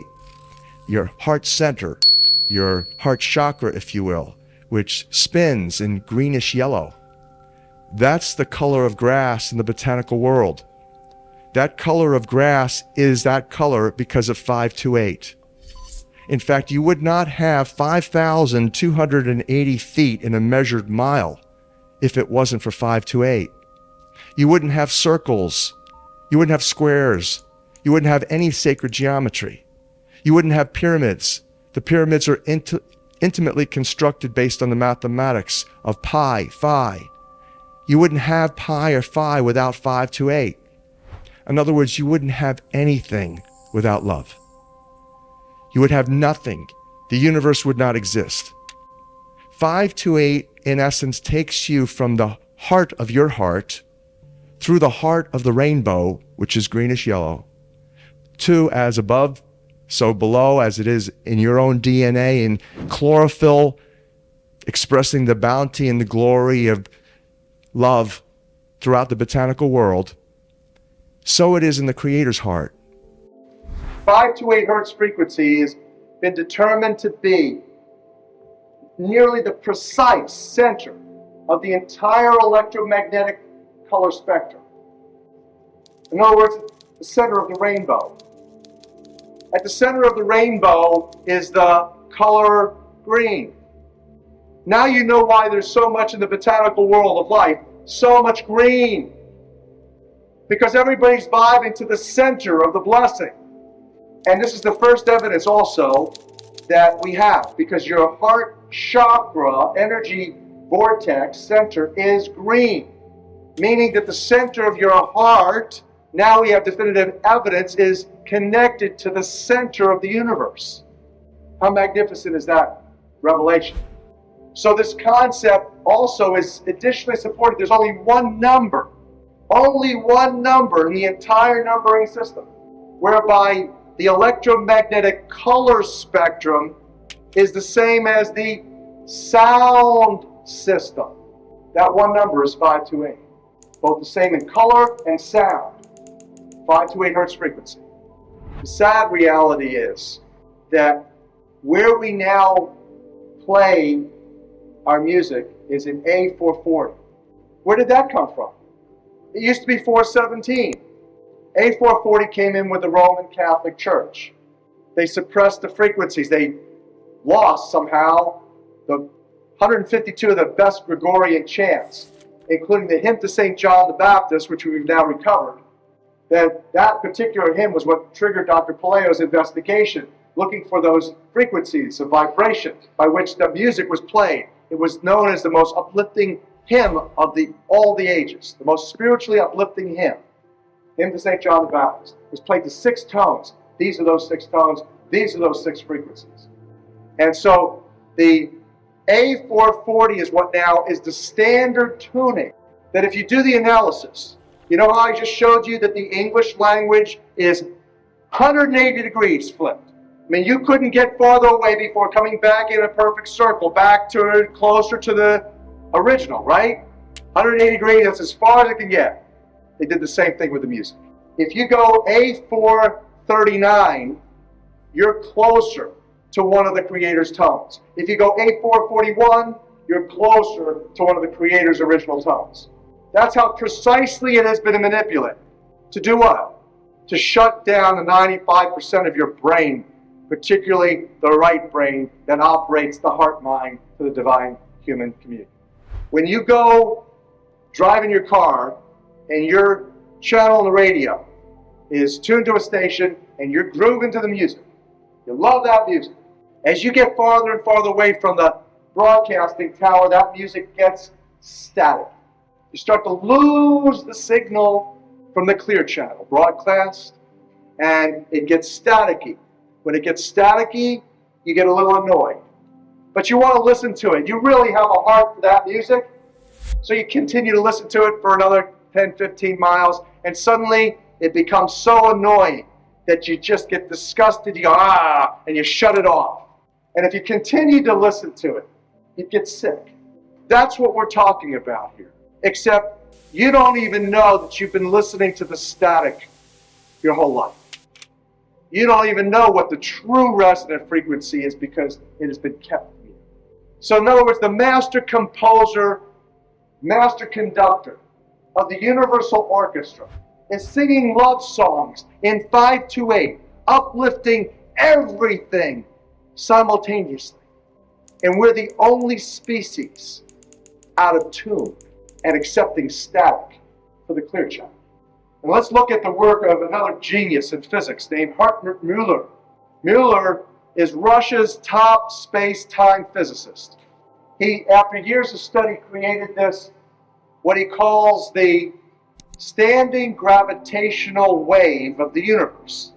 That there's one master gravitational wave out of which this entire double toroidal matrix, harmonics, and mathematics of physical, sacred, geometrical manifestation in the physical reality occurs. That single wave he calls the standing gravitational wave of the universe. And he further digests it as having subwave patterns, what he calls the N6. He says that N6 represents 6 nodes in which all of physical reality are precipitating, crystallizing, manifesting. N6. So here's like 1, 2, 3, 4, 5, 6 peaks and troughs. You can see obviously how intuitively one would apply the 6 nodes to those just to see what you got when you do. He also says something very interesting. He says the structure of this, the basic structure of this, simulates the double helix DNA. Now, do you see something unique popping out at you right here? You're about to see that the double wing structure of your DNA is structurally created into that simplest infinity pattern that Rodin showed us in the map. The entire universe is spinning, just like your DNA, your genetics. And it's spinning as the mathematics is dictating. The numbers themselves are a tip-off. Let me give you the fundamental, the rudimentary origin of the numbers. Here it is. The most important numbers, 3, 6s, and 9s. Again, Tesla, who created a Tesla coil. Tesla coils, energy amplifiers. Your DNA is an energy amplifier, a coil, operating by the 3, 6s, and 9s primarily. For those of you who don't know what I'm talking about, you probably looked at engines or motors, magnets that have been wound with copper wire. When you do that, when you wind the copper, coil the copper around the magnet, it enhances the energy dramatically. That's what your DNA is. It's an antenna to the Creator. Technically, the scientists call it photon-phonon emissions for intercellular communications. That's the primary function of DNA. Phonon is sound. Photon is light. So sound and light signaling. And before there was light, there was the water and the sound. So sound and light signals come into the cells, and the DNA is in a matrix of water, mostly structured. Star of David, like he held on his shield for protection. This whole concept of your DNA acting as a spiritual receiver and uplifter. Sources from the mathematics, and it's not what the Rockefeller eugenics industry tells us DNA is all about. They say the function of DNA is to serve as a template for the production of new proteins. You have DNA going to RNA to amino acid, bringing together amino acids at the ribosome, the genetic or the controlled protein manufacturing station of the cell to build new proteins and cell parts. That's what they say all of genetics is about. It's a template, they say. But you know what that is? It's less than 4%. It's about 3% of the function of DNA. Just like you're using 95% of your brains, they've secreted and suppressed that part of you, just like they've done the same thing with genetics. 93% of the function of DNA is light and sound reception and transmission. Photon, reception, transmission for intercellular communication and cellular upregulation. Now, to further share with you and show you the science by which I can share with you assuredly, your DNA is an antenna to the Creator that operates like a Tesla coil because of the creative juice in you. Water, specifically, most frequently, the matrix of DNA is the 6-sided hexagonal shaped structured water molecule. And this is from science that Lee Lorenzen shared with me, and he shared with Dr. Emoto. This is from the journal Science. This is from Ron Sakeley's team, University of California, Berkeley, water scientists, who took DNA and evaluated how much energy potential is held in the genetic strands, and then changed the structured water matrix. They pulled the water out of the matrix and then rechecked to see if the strands were still spiritually or energetically active. And so here you can see 4 strands of DNA in that beautiful Tesla coil structure. Here particularly you can see, if you lay this on its side, you see the structure of the double wing in Rodin's infinity pattern. And here you see negative 212. Here is negative 217 as an energy measure. And if they eliminated as little as 8% of the structured water out of the matrix, you lose the structure. It unfolds, and look at what happens to the energy signaling. Negative 12.3 goes down dramatically.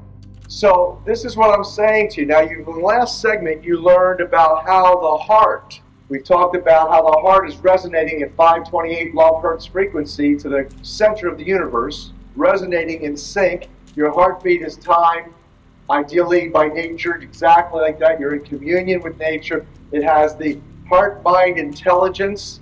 It provides that intuitive or right brain function, and that the connection to the sacred spiraling of all the DNA is operating through this water-filled structure. That's what's really uplifting, and that the energy that's being, again, pumped out of you in tune with the Creator is all working in sync. It's like a divine harmony. Again, that's why I say it's the universal orchestra. The master conductor, master composer of the universal orchestra is singing love songs to everything, uplifting everything simultaneously, particularly you, through this antenna, which is in every single cell. That means that every single cell of your body has this energy capability. It has this divine intelligence. So the concept that your being, your whole being is this, as I said, bioholographic precipitation, crystallization, miraculous manifestation of divine frequency vibration coming to you in living color. And you think about this for a second.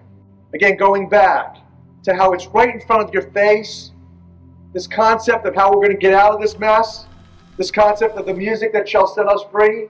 Think about the most famous band, rock band in history, the Beatles. But what did the Beatles give us? That is exactly what I'm telling you. They gave you a feature-length movie, an animation called Yellow Submarine. What was the whole storyline? It was where you had this magnificent people full of living color.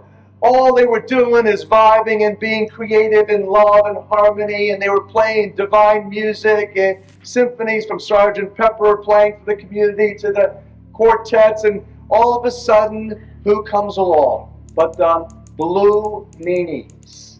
This concept of beware of those who call themselves Jews who are not, said the Messiah. Today is beware of those who call themselves Christians who are not, or beware of those who call themselves Muslims who are not. Anyway, the concept of this being a Jewish conspiracy, this globalist manipulation, a Jewish conspiracy, is in the film. You have the professor, the wise old professor, the nowhere man, this blue meanies come and attack, and the big boss, the crime boss, is approached by the professor, and he says, "You don't look bluish. Beware of those who call themselves Jews who are not." And then what happens is that the military of the blue meanies come and they take away all the music. They take the instruments. They incarcerate the instruments. And the living color, divinely created people turn into fragile black and white. That little bombs go off, mostly sound vibration bombs that shake them and they fall into pieces. And it was the mission of Sgt. Pepper's Lonely Hearts Club Band to rally the troops, to infiltrate, to release the instruments that are being captive. So we have a choice that we can remain in dissonance, or we could literally vibe to a new song.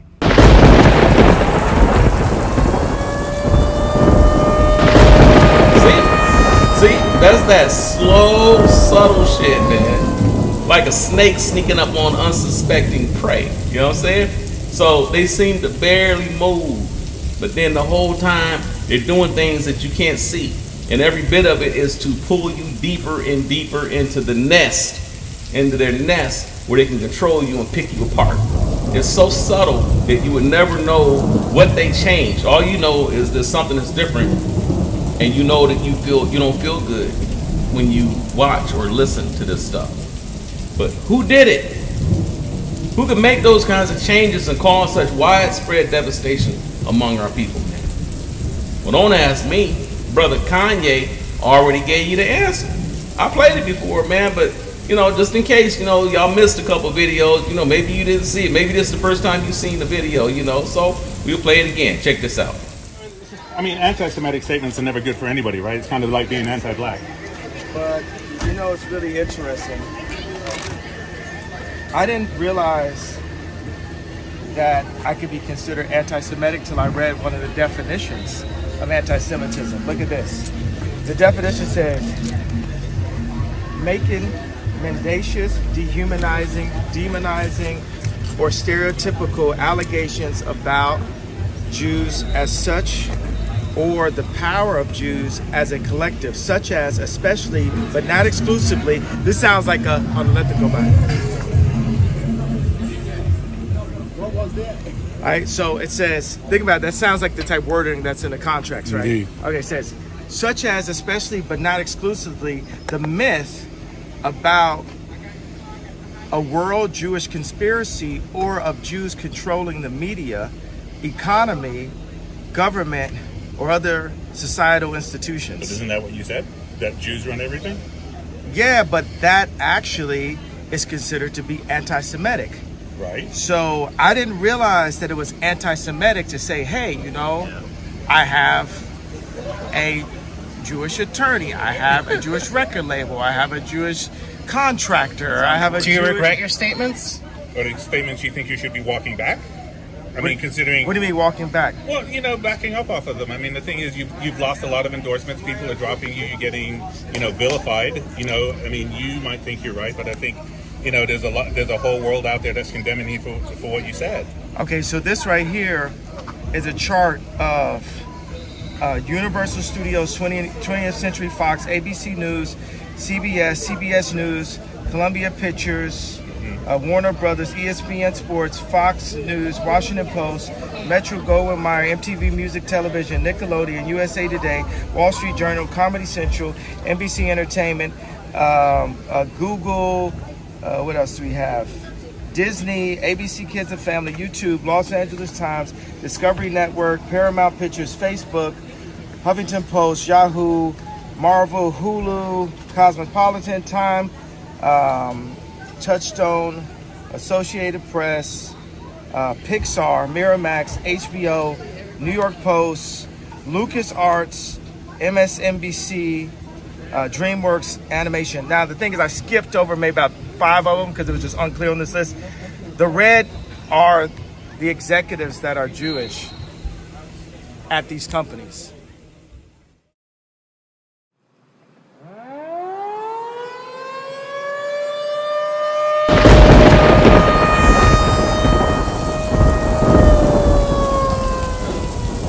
So everybody today knows that the music is different, but they think it's just raunchy lyrics. And that's true, but it goes much deeper than that.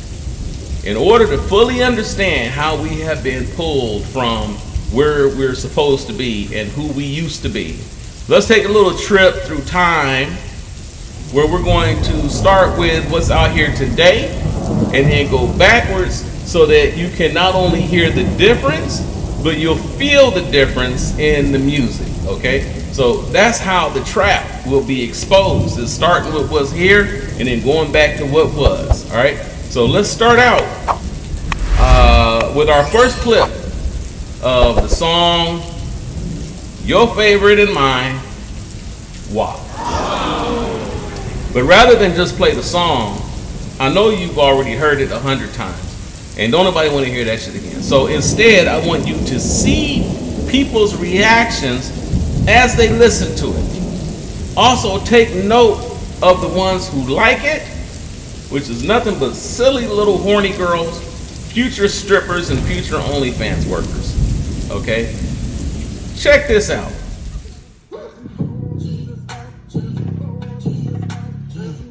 Yeah, you fucking with some wet ass pussy. Bring a bucket and a mop for this wet ass pussy. Give me everything you got for this wet ass pussy. Beat it up, nigga, catch a charge. Extra large and extra hard. Put this pussy right in your face. Swipe your nose like a credit card. Are you serious? I wanna ride, I do a giggle. What is inside? Spit in my mouth, look in my eyes. This pussy is wet, and take a dive. Sign me up, I'm surprised. That's role play. I wear this guy. Oh.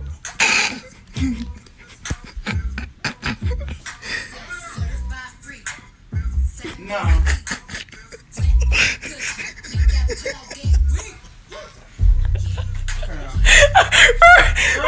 Somebody thinks.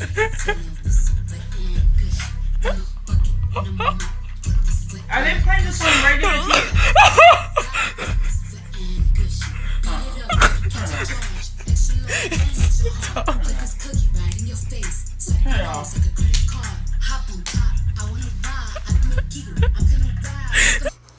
Alexa, play WAP. WAP by Cardi B, featuring Megan Thee Stallion on Amazon Music. I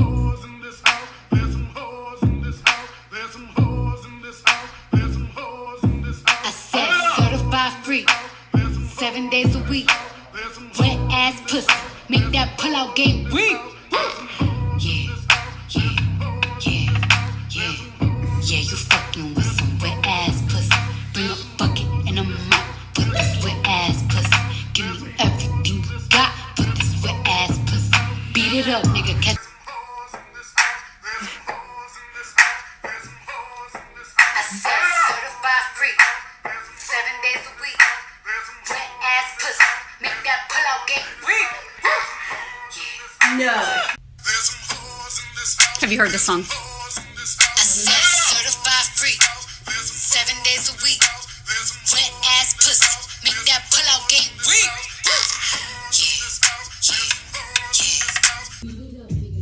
What does it say? Is that using that word? I don't think so. Nuh-uh.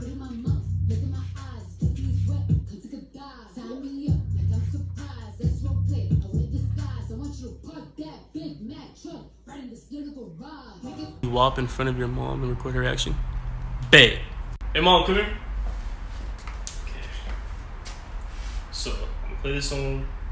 Let's just see your reaction.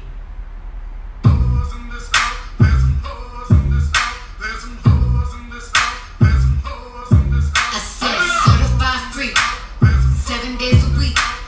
Wet ass pussy, make that pull out game weak. Hold on, what is she listening to? Really?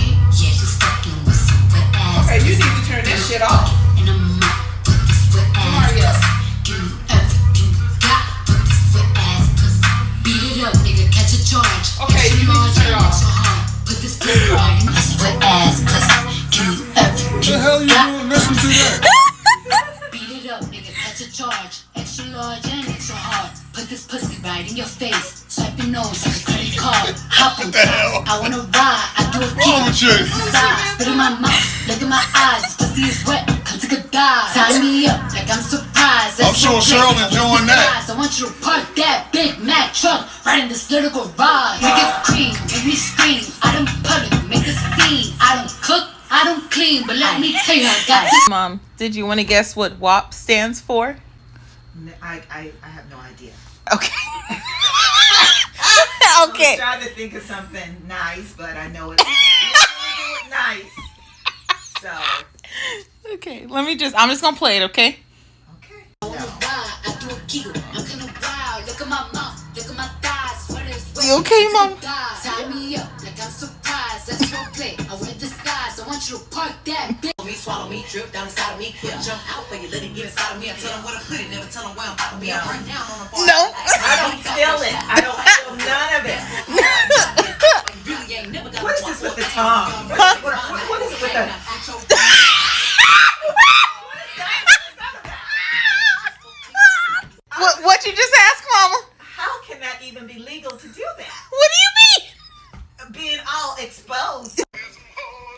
That's why you've been going around the house saying there's hoes in here. 7 days a week. Wet ass pussy. Make that pull out game weak. That's why you've been saying there's hoes in this house? Wet ass pussy. Bring a bucket and a mop. Put this wet ass pussy. Give me everything you got. Do they actually play this? Beat it up, nigga. Catch a charge. Extra large and extra hard. Put this pussy right in your face. Swipe your nose like a credit card. Hop on top. I wanna ride. I do a Oh my god. But I don't cook. I don't clean, but let me tell you, I got this ring. Gobble me, swallow me, drip down inside of me. Quick jump out for you, let it get inside of me. I tell them where to put it, never tell them where I'm about to be. I run down on them before I have a nigga. See, so you immediately notice how everybody over the age of 30, everybody who's got their life together and their head on straight are all like, oh hell no, turn that shit off. See, no, turn it off. Turn it off now. See, they can't stand it. See, that's not rap. It's not even music, man. It's perversion. It's sickness. It's deviant and it's satanic. Okay? So if you have any doubt about the satanic aspect, just watch the video. Watch that actual video. Look up on YouTube. Watch the whole video. The whole thing is just a parody of their cult parties that you all heard Cat Williams talk about. You heard Jamie Foxx talk about it. You heard Dave Chappelle talk about it. And they were all talking about where all these celebrities get together and basically just gangbang each other, so you can, they're all talking about it, man. Check them out. Motherfuckers be gay in Hollywood, you never fucking expected. They be having these big ass mansion parties, and the mansion party, the whole mansion is a party, and then it's a separate party in the little rooms. I ain't been famous that goddamn long. I'm excited than a motherfucker to be at the mansion party. You be looking in all the goddamn rooms, and you fuck around and look in the wrong room and shit.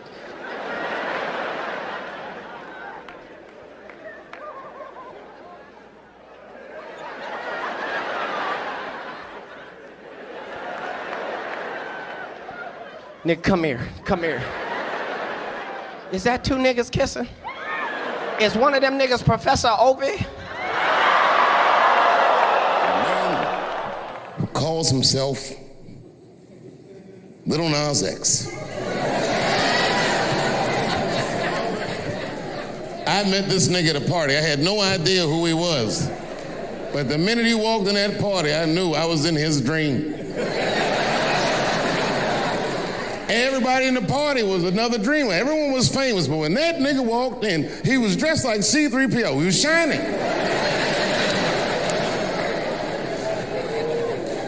And everyone was like, oh my God, there he is. That's Lil Nas X. I didn't know who he was. And for some reason, out of all them dreamers, he walked right up to me. And he said, I tried to get you in my video. I didn't know what the fuck he was talking about. I said, what? I said, what? What video? And he just looked at me like, you know what video, and walked away.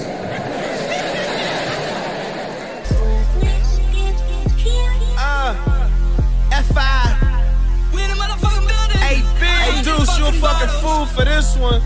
Bottles. And we be popping. We drink it out there. No, we got them. They looking for the man, fuck it, baby, here I go. Your favorite rapper couldn't fuck with me about a year ago. Now I'm upgraded, I have updated. Must be bleach in these bottles, motherfucker, I'm faded. And then it wasn't until literally I was throwing these parties at my crib, and I would always throw parties for like musical guys, so I threw a party for Puff. Puff comes and big party, it's like 2,000. Puff is there. And it's all about him. And I'll never forget, he got mad at me a little bit because I would follow him, and I would actually follow him with a camera, because at that time Puff was the biggest guy in the world. You couldn't even get in his parties. So the way I would get in his parties, I'd show up with a camera. Like, yo, Puff, you need to document this shit. And he turned around, what's up, Playboy? I said, yeah, let me get that, man. Ain't nobody getting this. And it wasn't back in the day with the camera phone. I had the big fucking Canon that you put on your shoulder and the light and the shit. I said, let me change the battery, let me get all this shit, right? So at one point I told him, we were actually in Philly and he was throwing a party, and he said, yo, Playboy, this party's $1.5 million. See? Everything they're talking about is exactly what was being shown in that video, in the WAP video. They're showing them at the party. They're showing them in the mansions, and they're having sex in different rooms and stuff. You know, the mansion was all decked out, and every room had an orgy going on in it. Then that's what they were showing. They kept going to different rooms, and there was something going on in every one. That's the same. That's what they're saying. That's what the video is showing. Okay, so you might notice though that all of these female rappers are all talking about exactly the same thing: sex, how wet they get, how hard they want you to get, and how rough they like it. You know, that's all they talking about. And if you used to watch Kevin Samuels, then you also know what he, when they talk to him, is that it was always revealed in those videos that this was also all those women that was calling him, this is all they had to bring to the table. It was revealed in almost every conversation that none of those women that was calling into the show, no matter how good they looked or how bad they looked, how they were skinny, tall, short, fat, what, all of them came on there. They had attitude. He ended up telling the majority of them that they were very difficult to talk to, very difficult to get along with. And the only thing that any of those women actually ended up being able to offer at the end of that conversation was wow. That's it. Big tits, big ass, a wet hole, and a lifetime of him. That's all they were offering. That's what they were bringing to the table. Okay, disrespect and attitude on top of all of it, like the sprinkles on the cake. Okay, so these modern feminists try to argue back when people talk like this about them. They don't like, you ain't allowed to say, oh, how dare you, so you're not allowed to tell them the truth. You got to put them on a pedestal, make them feel good for doing nothing. All right. So when you talk like this, they get upset. But then you look at their videos and listen to their music, and this is what it is. So their own videos are the receipts to what I'm telling you. They say, well, you're just saying that. Well, no, go look at the video. There it is. It's the same thing. There's the receipt. All right. Then they turn around and, of course, then they teach this stuff to their kids. But all these modern females porno music is actually, this is rather new. We're only 23 years into the new millennium, right? We got into 2000. Okay, we're 23 years into this. 24 now, right?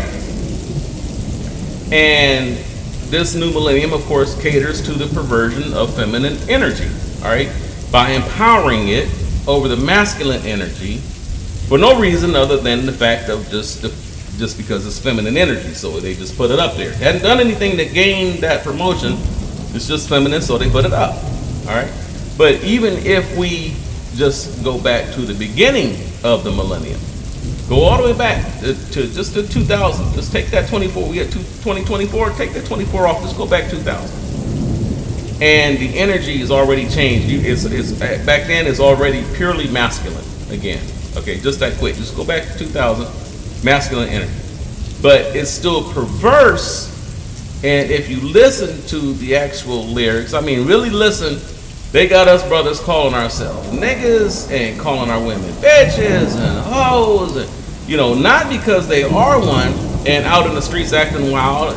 Back then, it was just on general purposes. It was just part of the song. It was just cool to do. See, that's just what they are. Period. Back that's the way they presented it, and nobody complained. This is just what it was. So we don't even think about it. We just go along with it. See what I'm saying? Anything they feed you, you just swallow it and okay, yeah, that's it. That's the music. So we sing the lyrics with no thought whatsoever to what we're saying, casting spells on ourselves and on each other to a dope ass beat. See? Now, check out one of the hottest songs of the 90s, if not the hottest. Man, we were banging this joint back then. But again, listen to the lyrics this time, right? We banged it, we ain't hear it. Now I want you to hear it. Listen to the lyrics. Check this out. What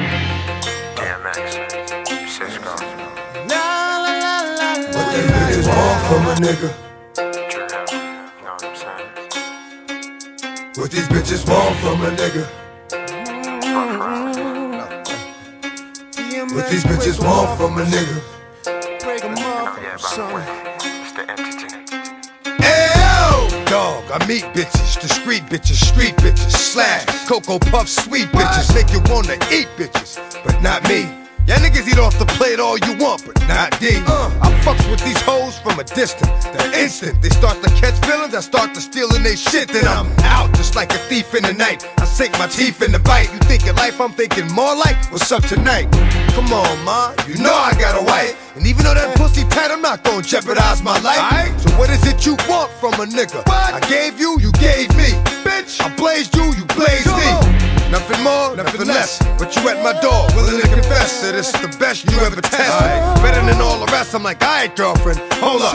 I gave you what you gave me, boo. Enough.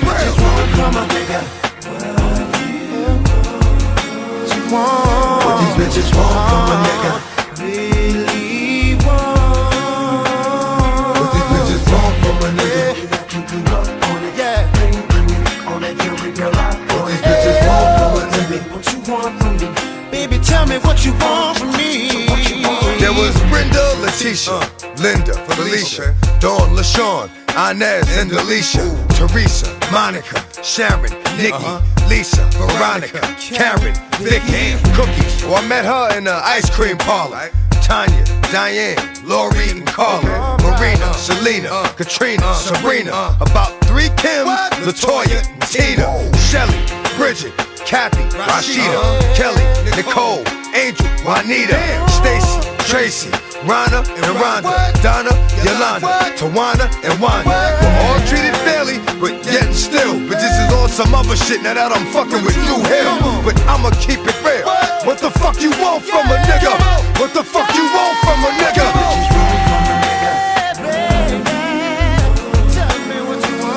What these bitches want from a nigga? What these bitches want from a nigga? Keeping you up on it, bling blinging, all that jewelry girl up on it. What these bitches want from a nigga? What you want from me? Baby, tell me what you want.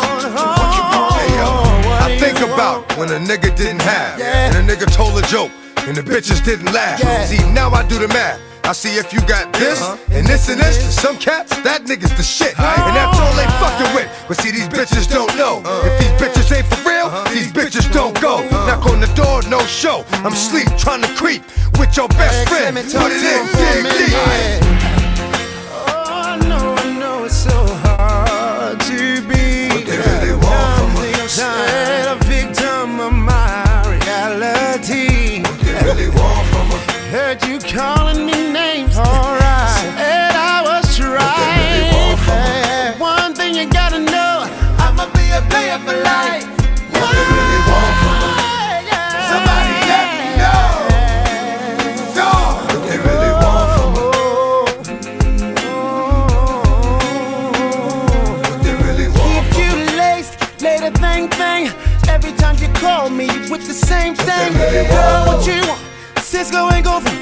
Ask me about the chicken heads, girl, I got a bunch. Hey, yo, you wanna be with me? You gotta understand these things. Yes, you do, yes. Tell me what you want from me. What you want from me. Tell me what you want from me. Come on.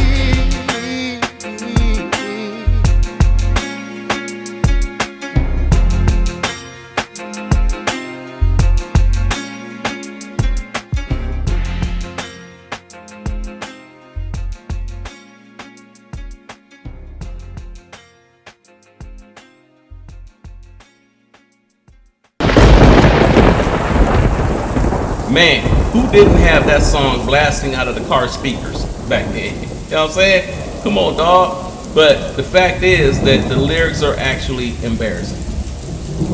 What you want from a nigga.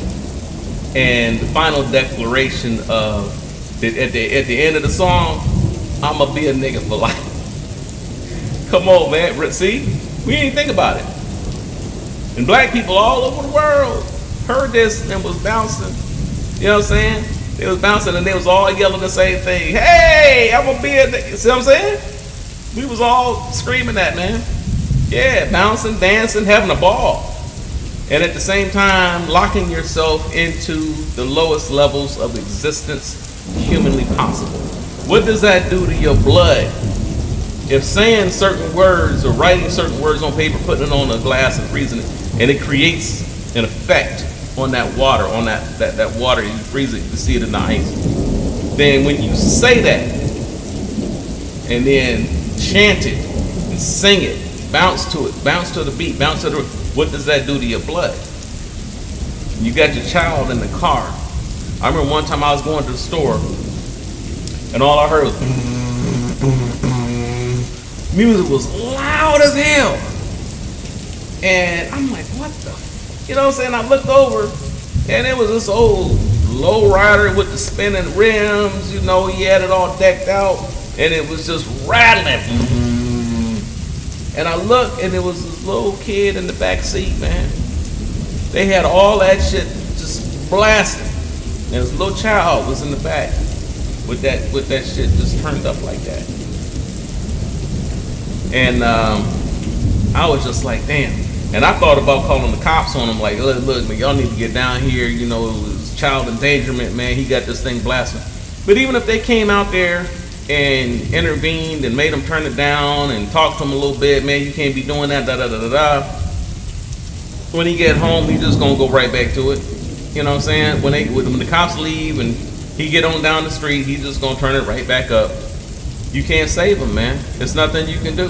That guy would have to be completely re-educated in order to make a change in that little boy's life. See? So, yeah, so you listen to this stuff, and just like with that example there, it takes you to the lowest levels of existence humanly possible. Because if you're really trying to follow the lyrics, and you really a nigga for life, then you are going to do exactly what he said in the song. You're gonna have a whole list of bitches, right, that you're laying with. Then when she catches feelings, you rob her and leave out and ask her what the hell does she want from you.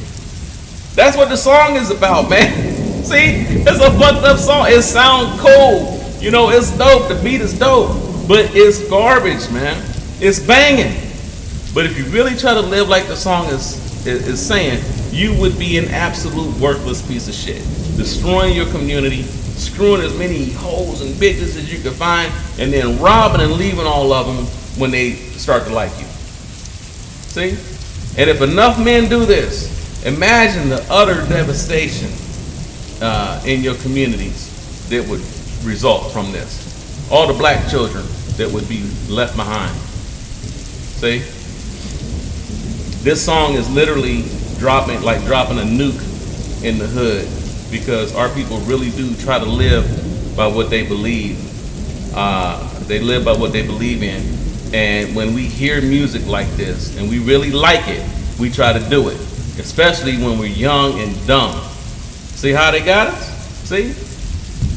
How many of you all fell for it, man? How many of you all had a list of bitches and hoes, it's like they talked about in that song? How many had a list that you used to smash, going from one to the next, and then get upset if any of them try to lock you down and have a serious relationship? See?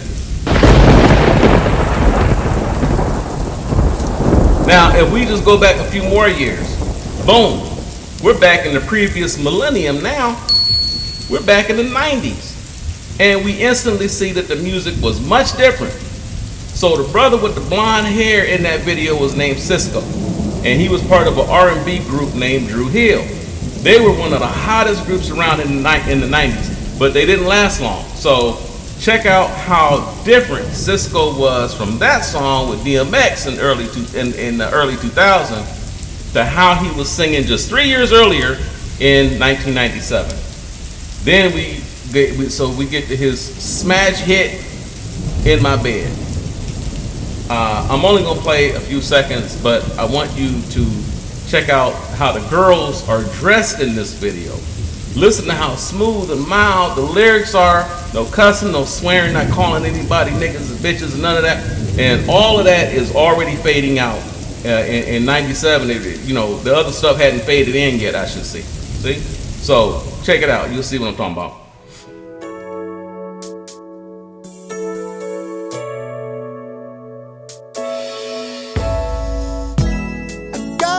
this feeling, and I just can't turn it loose. That somebody's been getting next to you. I don't wanna walk around knowing I was your fool.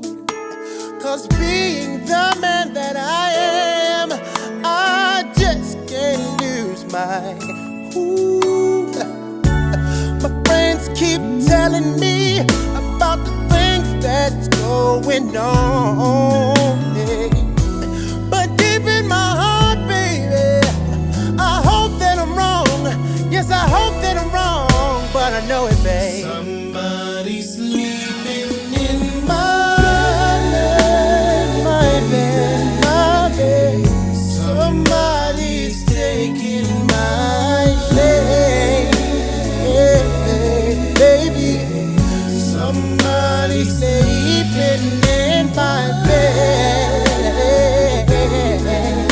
and you know just what I mean. See, bro? Smooth, just chill music with a dope rhythm.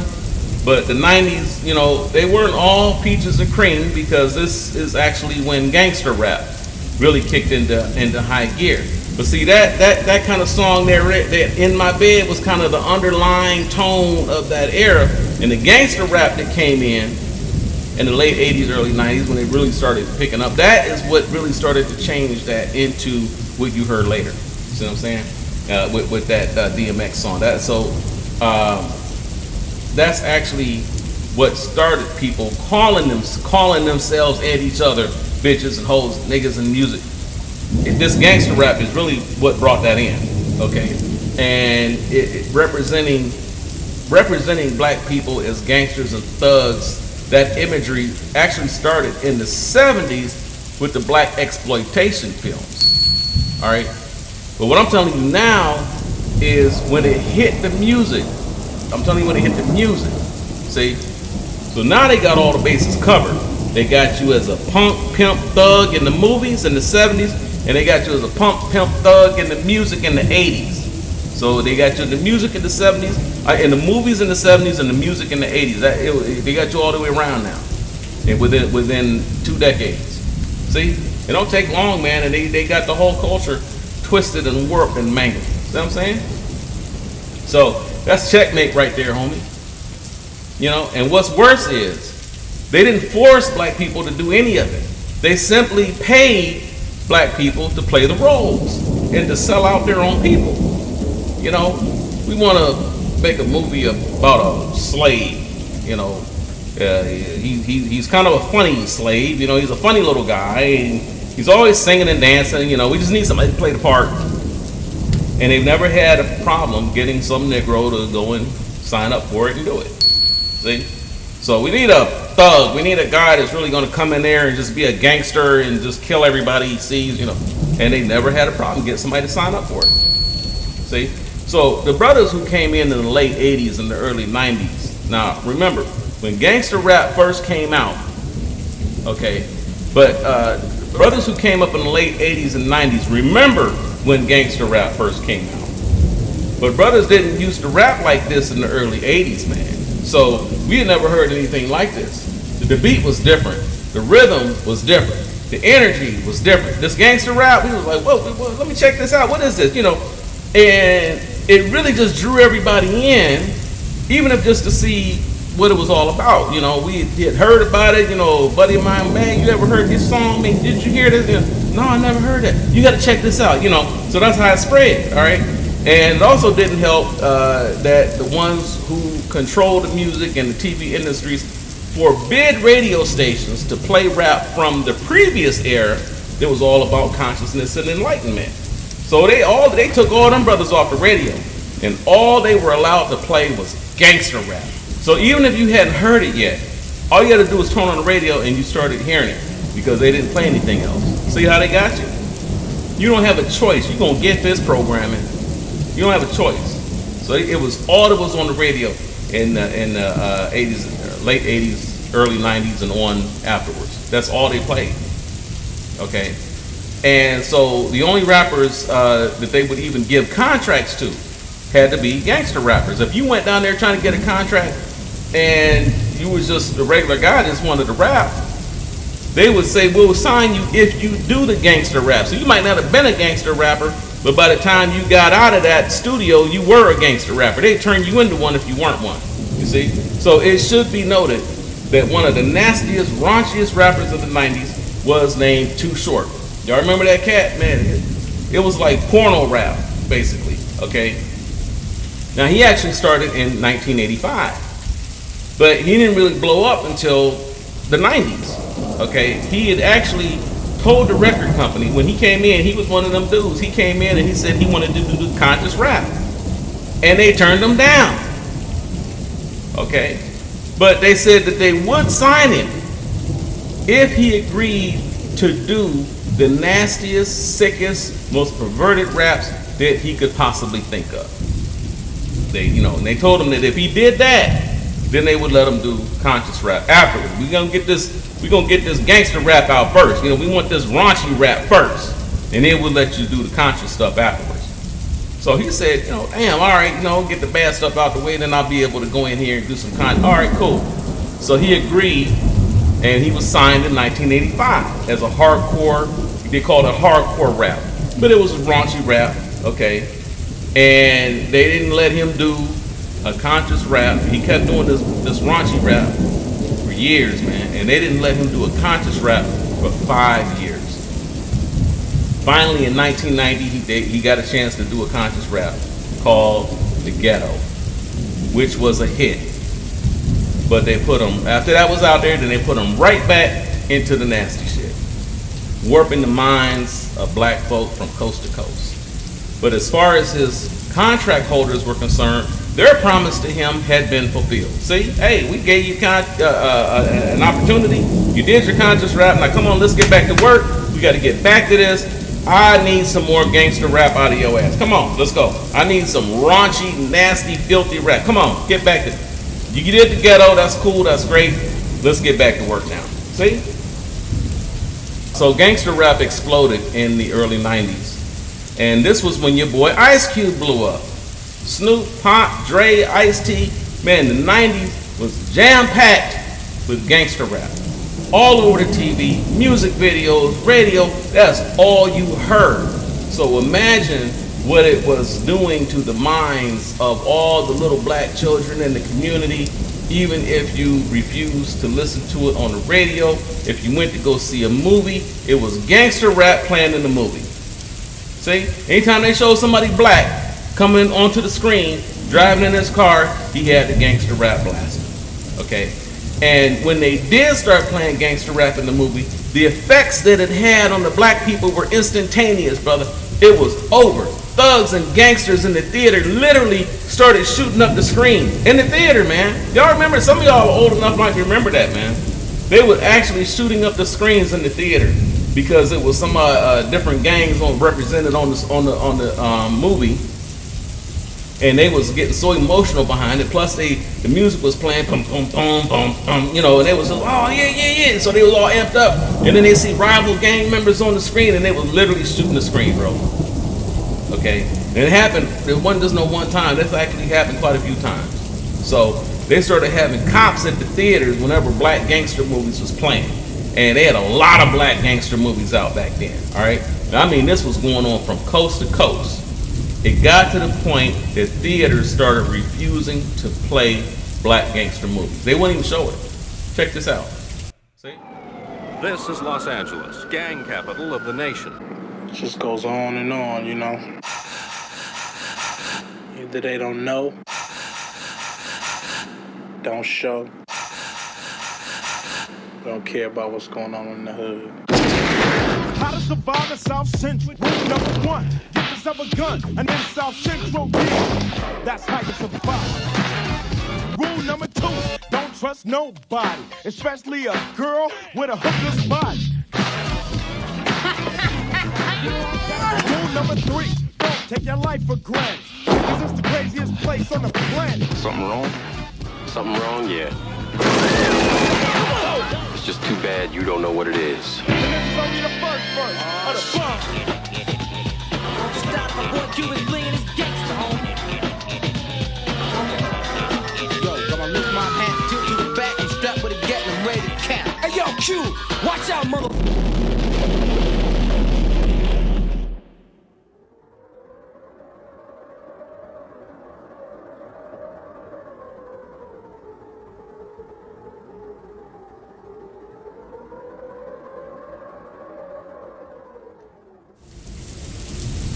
See? Now, how many of you young brothers even knew that that was going on in the 90s? Probably not many, but I know the OG brothers remember it. Yeah, man, that music instantly made the brothers ready to fight, shoot, kill, and they didn't even know why. They didn't know why they was mad. They didn't know why they was upset. They didn't know why they was just all amped up and hyped up. See? Why? Do you see how long they have been using our music to mind fuck the generations, brother, of black Americans, just to warp and twist your mind? You see it now. We didn't see it back then. Now you see it. I'm laying it out right in front of you step by step. Now you see it. See?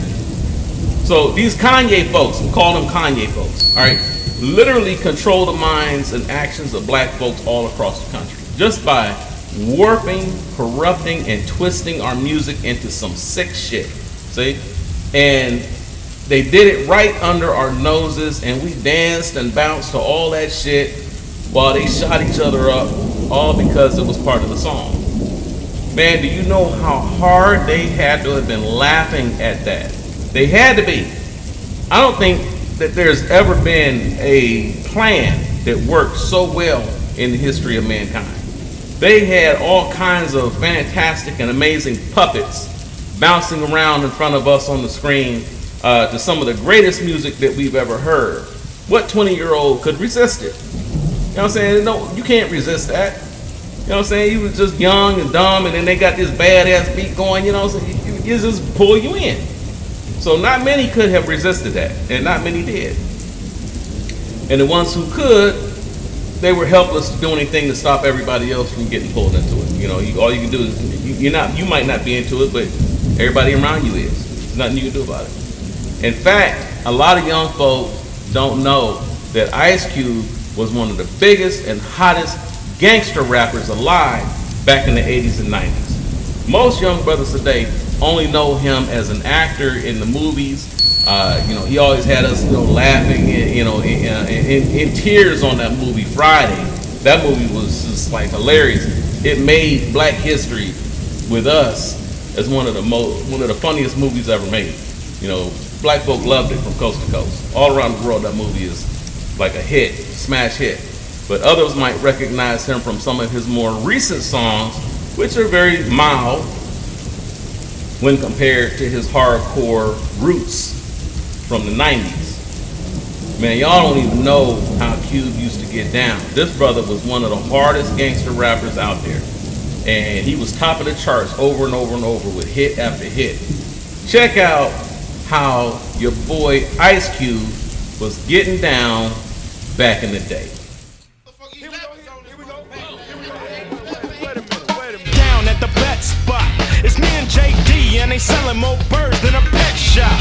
The spot's hot, and everybody nervous. That's when a blue car serve us.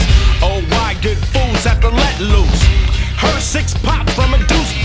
Big time had to push us. 13 niggas running straight to the bushes. But they got so they can draw down. But why a motherfucker like me have to fall down? Not knowing why I dropped out. Fuck it, still can't afford to get popped out. So now I got a jet. Only ran 1 block, but my shirt is soaking wet. Trying to see if we got him. Look down and my sweatshirt's red at the bottom. Didn't panic, but I still look cracked out. Yelled to the homies, then I'm blacked out. Get up, man. Keep that nigga on, man. Get up, man. Come on. Woke up in the back of a tray, on my way to MLK. That's the county hospital, Jack. When niggas die over a little scratch, sitting in the trauma center. In my back is where the bullet entered. Yo, nurse, I'm getting kinda warm. Bitch still made me fill out the fucking form. Caught coughing up blood on my hands and knees. Then I heard, freeze, nigga, don't move, yo. I didn't do a thing. Don't wanna go out like my man Rodney King. Still got gavel. Internal bleeding as the bullet starts to travel. Now I'm handcuffed. Being asked information on my gang affiliation. I don't bang, I rock the good rhymes. And I'm a victim of neighborhood crime. Are you the other one that got shot? What kind of a gun was he carrying? Who it was? No, man. Don't know who it was, man. You in a gang? Man, what does this matter, man? I'm shot. I need to see a MD.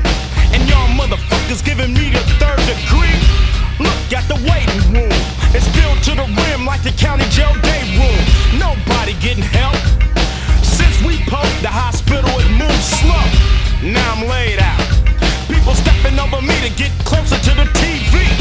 Just like a piece of dog shit. Now where I die on this nappy ass carpet, 1 hour done passed.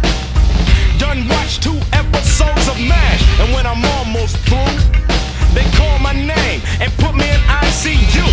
Halfway dead, no respect, and handcuffed to the bed. Now the drama starts, cause the bullet must be just a hair from my heart. Then I begin to ass kissing, just to get looked at by an overworked physician. Had the chills, but my temperature's 103. Only got a band-aid and an IV. That's when I start cussing. Police steady asking me who did the bust. Who'd you get shot with? 22. Who shot you? I don't know who shot me. Was it gangbangers? Had to be. Why, oh why can I get help? Cause I'm black, I got to go for self. Too many black bodies, the hospital housing. So at 10 p.m., I was outie 5,000. See, man, you play that shit in the movie and it was over. Boom, shots fired. Everybody running out the theaters, running out the shopping malls, screaming. That was what gangster rap brought to the community. But see, you were probably listening to that, bouncing like, damn, I ain't know Cube got down like that. Yeah, man. You know, I used to bounce to it too. I can't lie, man. We loved it. You know, I had like all of Cube's albums on tape. You know what I'm saying? We had tapes back then. I had all of them, man. I'm pretty sure that I probably still have some of them now on MP3. I still got some of his stuff. Probably still got a lot of it. You know what I'm saying? But for me, it really was just something cool to bump in the car. And I was never really into, you know, hanging out. You know, I was never into thugs, you know, going to bars and clubs. I was never into all of that kind of thing. You know, I never was out popping off shots, none of that. You know, that just wasn't me. But a lot of us bumped it in the car with the windows down just to be cool and to pick up girls. You know, all I did, I played it, and you know, if you was considered lame if you weren't up on all the latest jams. You know what I'm saying? They looked at you like a lame.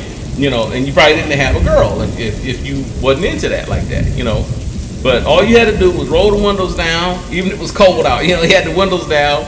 And then you bump something hot like Ice Cube or Snoop or whatever, and the girls would hear it on the sidewalk. You know, they'd be out hanging out and stuff. And if they heard it, then they look down and see who driving. You know, oh, look at the girl. Look, oh girl. You know, and they looking at you and stuff. And they want to see what you was driving. They want to see what you look like, and if they liked you, some might even walk up to your car and talk to you. You know what I'm saying? Others would just start dancing to it on the sidewalk. And that was kind of like your signal that she was with it. You know what I'm saying? So that's how we did it back then, man. You know, it was never, you know, it never really crossed our minds of what we were actually listening to, or that it was causing our own people to get shot up. At 22 years old, you know, you ain't nowhere near those levels of consciousness. You know, it was actually the OG rappers like KRS-One who first revealed in an interview sometime in the late 90s that Cube, Dre, Tupac, you know, all these gangster rappers were actually sent in to replace the original conscious rappers like KRS, Nas, Rakim, all those brothers. You know what I'm saying? But why? Because the conscious rappers were actually using their music and their dope beats to actually teach the black youth, uplift, educate, enlighten, and to encourage. See, so you had the gangster rap came in again late 80s, early 90s. That's when it really came in and started building up. But before that was this it was called conscious rap, and they was actually teaching the brothers and teaching the sisters, and they was talking about your history, and they was talking about black kings and black queens, and and who we really are, and uplift yourself and respect yourself, and that's what it was before the gangster rap. Gangster rap was brought in to destroy that. See what I'm saying? So that's something that most of us back then never understood, not as a whole.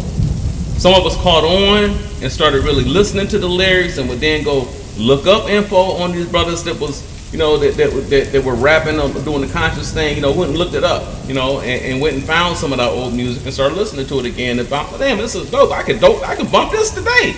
You know what I'm saying? Some of them did that, but for the majority of them, all that stuff went right over their head. They never realized that they was being deceived and that they was being mind fucked. They never got onto it, and they're still bumping that stuff today. The gangster stuff, the WAP stuff. They don't get it. They don't understand what it's doing to themselves and to their children, to their women, and they don't care. All right. So the majority of brothers and sisters, even back then, was just bouncing to the beat. They never understood that those God-level rappers, I mean, they was bad, man, gangster or not, that these brothers was bad. But the conscious level rappers, they was on another level, man, and they were trying to save the people.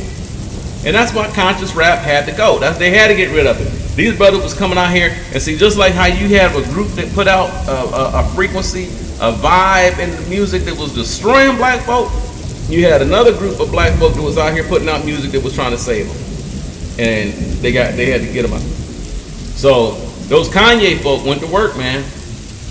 They went on a mission to destroy it, and that shit had to stop. They had to get that conscious shit out of it, okay? And that's when the conscious rappers got literally banned from the radio, and the gangster rappers were flooded into the airwaves. See? So now the OG conscious rappers were still dope. They were still killing it. They were still putting music out, but they couldn't get airplay, and they couldn't get on TV anymore. They wasn't playing the videos anymore. None of that. All right. But they had made such an impression that they were still able to maintain a strong following from their most hardcore fans. People that was into them still followed them and went to their concerts and purchased their music and stuff. And so they still had support, but it wasn't anywhere near like it was, okay? Now, this caused a great divide in the music industry, which of course caused a great divide in the black community. Because now you had gangster rappers over here, and conscious rappers over here, and R&B singers kind of somewhere in the middle, see? And sometimes the R&B singers got a little raunchy sometimes, but sometimes they was all, love, baby, baby, baby, right? But then you had people who could cross the lines between all three. So this period between the late 80s and the early 90s became an explosion of some of the greatest black rappers, entertainers, singers, dancers, and musicians that the world has ever seen. I mean, the 80s, I'm talking about like before that gangster rap stuff, man. This is when music and black culture in general was at its peak, because we had so many mega superstars on the scene and topping the charts all at the same time. This is when your boy MC Hammer was out there killing it. Y'all joke about MC Hammer today, man, but MC Hammer was killing it. I'm telling you. Michael Jackson, killing it. Public Enemy, killing it. KRS-One, killing it.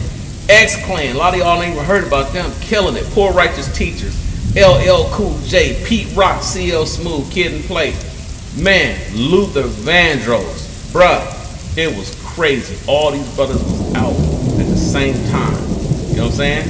And anybody born in that era, I should say anybody that was born after that era, really and truly missed some history making shit, man. That was history being made. Those brothers was like legends now because of what they did back then. And we talking like, mid 80s now, early to mid 80s now, when all of this was going on, okay? And we did like the gangster rap, came out in the 90s. We late 80s, early 90s. We liked it, but we just didn't realize what it was doing to the people, like I said. So we listened to it all. Snoop, Ice Cube, Tupac, all of them was killing it. You know. Now, I know I missed like 100 more superstars who were just crushing and dominating, but it's too many to name. That's how much it was. I just named a handful, but there was hundreds of them that was out there that was just above and beyond, all right, for real. So that's how dope it was in that 80s era, you know, and going on into the late 80s. That's how dope it was. Even on into the early 90s, this is when Arsenio had his own show. Killing it. Arsenio Hall, man, that brother was a living legend. Y'all don't understand how we looked at Arsenio back then. This brother right here was the first one to start interviewing black rap superstars and gangster rappers on his show, on like national. His show was nationally syndicated. It was all over America. Everybody was watching Arsenio. And he was the first one. You know, Johnny Carson wasn't bringing no Eazy-E and Ice Cube on his show, but Arsenio did. You know what I'm saying? And not only did he bring him on, but he brought him on the regular. You know what I'm saying? We got used to seeing him on there. Just different ones. You know, LL Cool J on there, right? So he was putting multiple superstars on at the same time. You turn on Arsenio, you liable to see Mike Tyson being interviewed. You know, he was a king of the ring back then. Nobody could touch him. Arsenio would have, he had Tyson, Michael Jackson, and Eddie Murphy on all at the same time, sitting on the sofa together, side by side.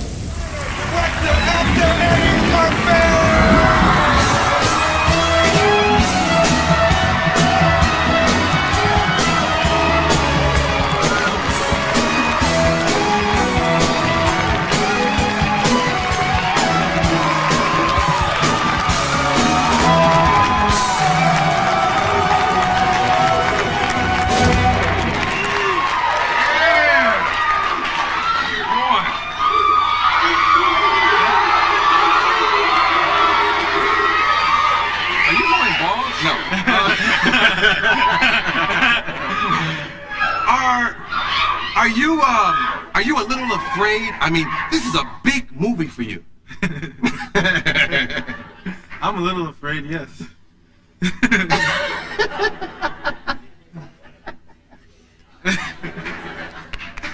How was it, direct? Don't start, okay? Don't start. How was it, direct? It was fun. Thank you and good night. Thank you.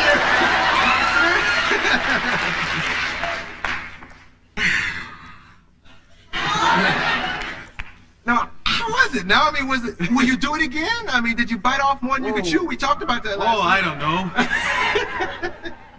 See, for those of you who are sitting at home wondering why we're laughing, he's come out and he's giving me one-word answers like the worst guests do, okay? And he's going to try to give me a hard time. But I'm going to keep asking you questions. You know what the next question is going to be? No. Okay. So, maybe you'll answer that first one. No. What was it like directing, man? It wasn't as much fun as I thought it was going to be.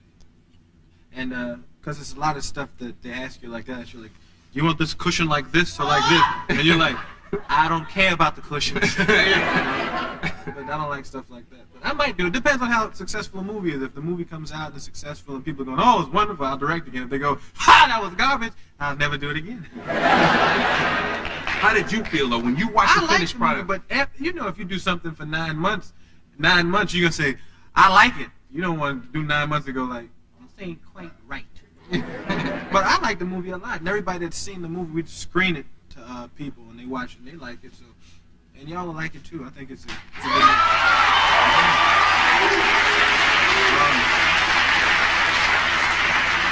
I saw the F word used there a couple times, and considering that Red Fox and Richard Pryor are also in it. And you. Yeah.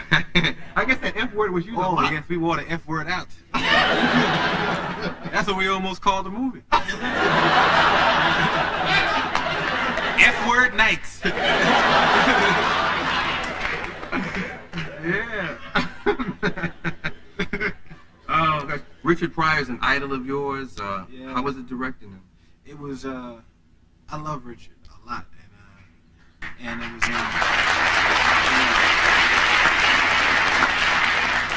think a lot of what I am is just because I grew up admiring the man so much, and it blew me away to just be on the set with him, because I've been wanting to do a film with him since I started doing films. And I would go and say, "Hey Richard, I got this idea for a movie," and he'd go, "Yeah." and after a while, I gave him this idea, and he liked it, and we did it. And it's just something I've been working up to for a long time, and I'm real happy that he did it. And he came off real good in the picture, real good. Where did you get the idea for Harlem Nights? My accountant came to me and he said, "You know, you almost have no more money left." And I said, "I'll be back in 2 minutes. We doing this next week."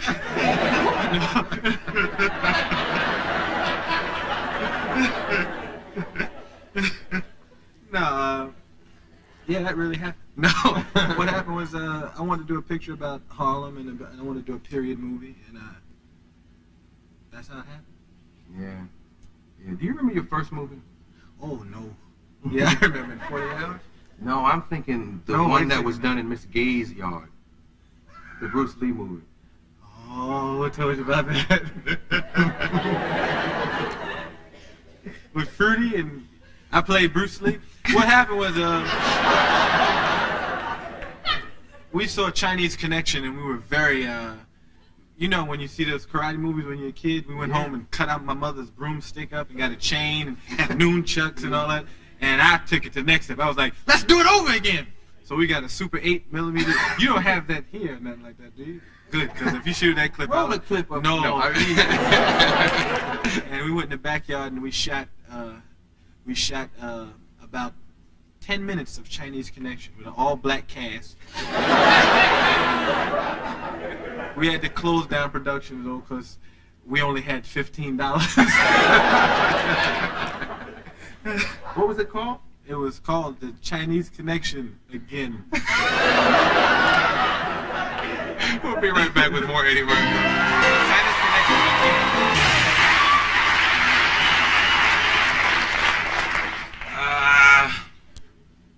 What do you hate most about show business? I don't hate anything about show business. I don't hate it. I love what I do, and I love this business. I love it all. If I wasn't doing this, I'd be somewhere like this. Pull the car up! You want carbon wax with that?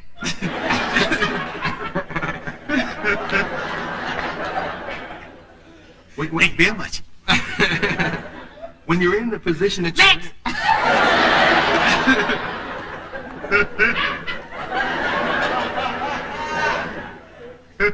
When you're in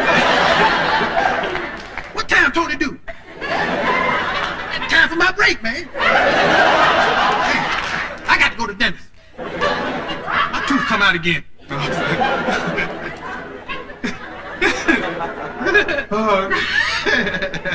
Are you ever gonna do stand-up again? You miss stand-up? You know, sometimes I want to do stand-up, and I go to the club and I see a lot of comedians, and they're so good, it makes me afraid. Like it's kind of here, brother out there now. I know it's laugh. It's a comedian named Damon Wayans who. Damon's funny, man. And I want to do comedy. I want to get that bug in you to go do stand-up, and then you go down to the comedy club and you see somebody like Damon doing comedy, and you say, "I don't think I want to touch the mic again," because it's so funny, you know. So I don't know. So one day, maybe eventually. Right now, I got some other stuff to do. Yeah. Somebody on my staff asked me this, and I never thought about it. They said Eddie is at the top of his field. Who does Eddie go for advice to? Who does Eddie go to for advice when he has problems? Do you have somebody you can talk to when you have problems, even on a personal level? Just you.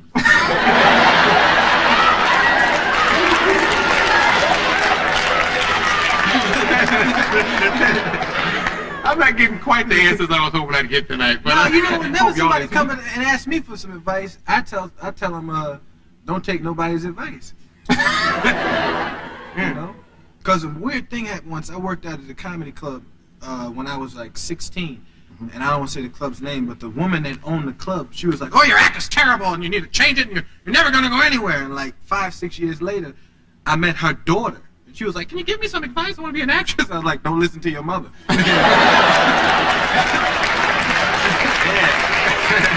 Okay. So I don't give advice and I don't take advice because everybody's got a different path that they're going down, you know. And you can tell somebody, make sure you go left, and on their path they're supposed to go right, and they wind up like this. Bring the car forward. What's that Tony do? My tooth come out. You know, as many times as we've talked on television and had interview situations, I've never asked you about Elvis. What you want to know? When did that all start? When did the whole love for Elvis begin? He teases me about Elvis all the time. But And never says, on the air. No, when he says, like, if Elvis was alive now, he says, man, you wouldn't even hang out with Elvis. I said, yes, I would. He said, man, Elvis would be in the lobby of your house, like, say, man, is it there? And I'd be in the room, hey, what's going on, man? He told me to come over. Oh, I know what's going on. All right.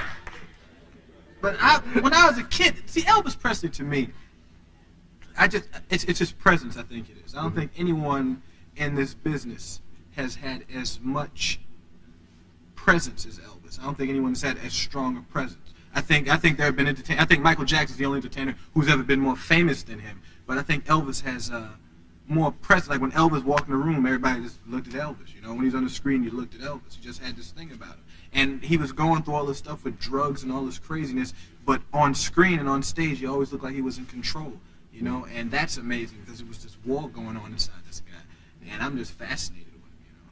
Do you see similarities in Elvis and Eddie Murphy? None whatsoever. Really? Well, it started off, Elvis is very white, and I'm very black. Elvis is from Memphis, and I have never been to Memphis, and had I gone back then, they probably would have. So I don't see any similarities. I just admire his presence, you know. We had Herbie Hancock here last night who did the music for Harlem Nights, and he talked about what great instinct you have musically. And he talked about what a joy it was working with you and everything. He said that about my music? Well, no, he said when he was working... You see that bill? There's a billboard for my album on Sunset, and somebody threw some snot like something on. I was in a good mood. I was coming here. I said, "Is that snot on my head?" What is that? It's up there. They tried to hit it on the face. I guess he bought the album, thought it was a comedy record or something, and heard me talking about, oh, I'm gonna go throw snot on that picture. They landed right, and it's a sad picture because the name of the album is So Happy, and it's a picture that look very sad on the album. And he threw this snot on my head, and the snot's dripping down. I'm like, I knew that snot would wind up on that picture, you know. The expression, the exact expression you would have if some snot was running down your head.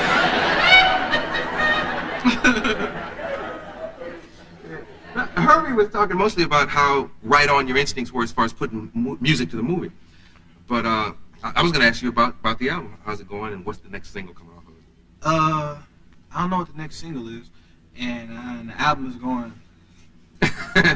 We're gonna play Party All the Time.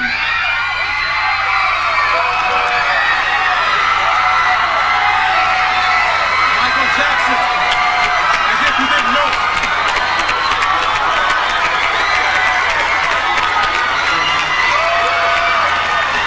We got something for you, man.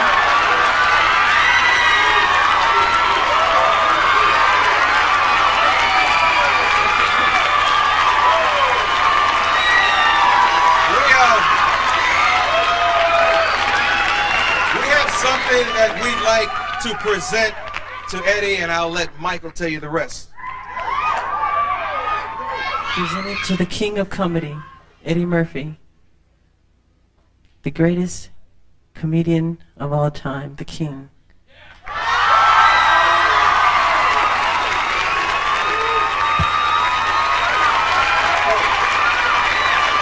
This is an award that MTV has actually put together, and viewers. Thank you. The viewers voted. That's yours. Thank you for giving me this. We have something we got to give you. Wait a minute. Just wait right there. Wait. Okay. Well, stay with Michael. Don't leave. Oh, okay. Stay here with Michael. MTV sent this over. I don't know if you know about this, but The Viewers Award for Michael Jackson for the greatest video in the history of all videos, Thriller.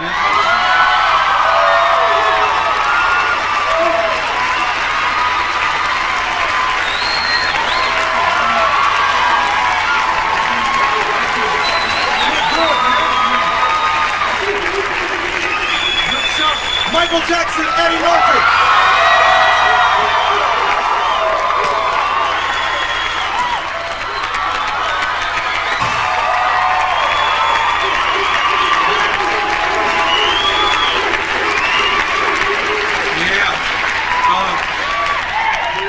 MTV had asked me to set that up, and it's an award entitled Rate the 80s.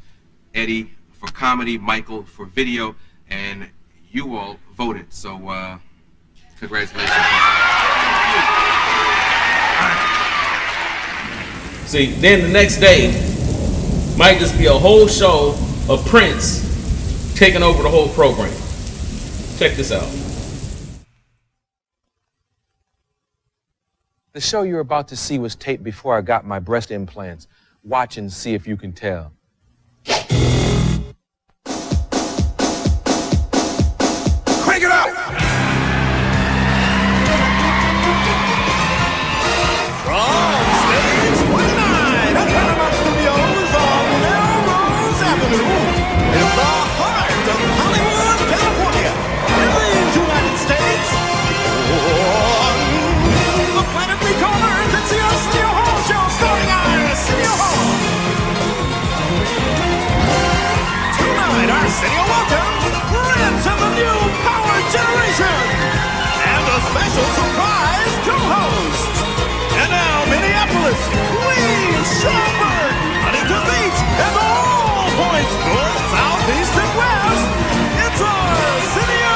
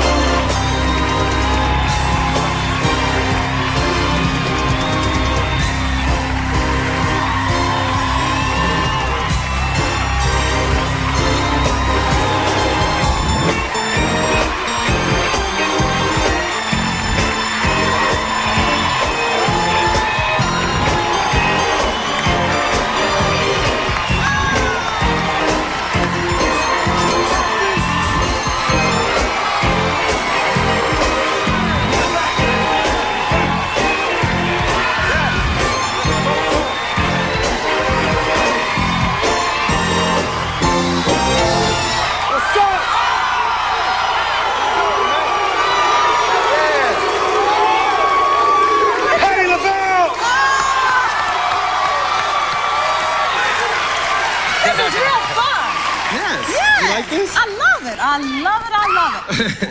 Hello, people. What's up, bro? How you doing? This is like a major event, so I figured I needed a date, you know? Yeah, he needed a date because it is very major. Yes, indeed. Major, now, baby, you know major. the dog pound. You should explain who they are. They're people whose prince has finally come.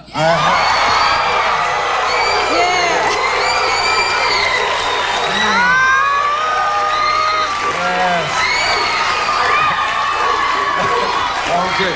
You know, there's something that we always forget to do every time you're here, and that's say hello to Z. Hi, Z. Tell him who it is. Z, that's my son. That's my son. I have one of them. That's Zuri. Z-U-R-I. And I have 5 kids. Okay? 4 boys and 1 girl. Yes, that's right, and I'm 47. We'll talk about that We'll later. talk about that. We'll talk about and that. I have another one, and his name is Prince. Yeah.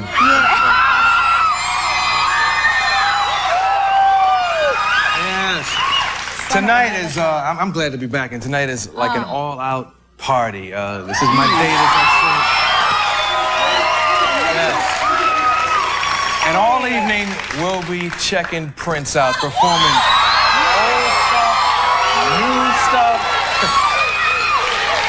And why don't you bust it? See that card there? Bust that card right there. Okay, I'm gonna bust it now. You guys get ready? Yeah. Kicking it all off with Let's Go Crazy and Kiss. Prince and the new Power Generation!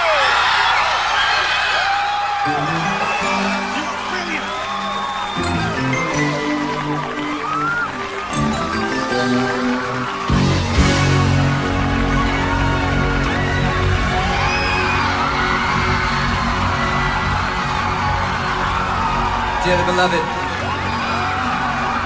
we gather here today to get through this thing called life.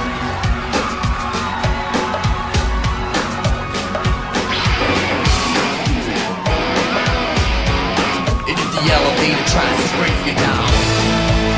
Go crazy. Put your higher floor.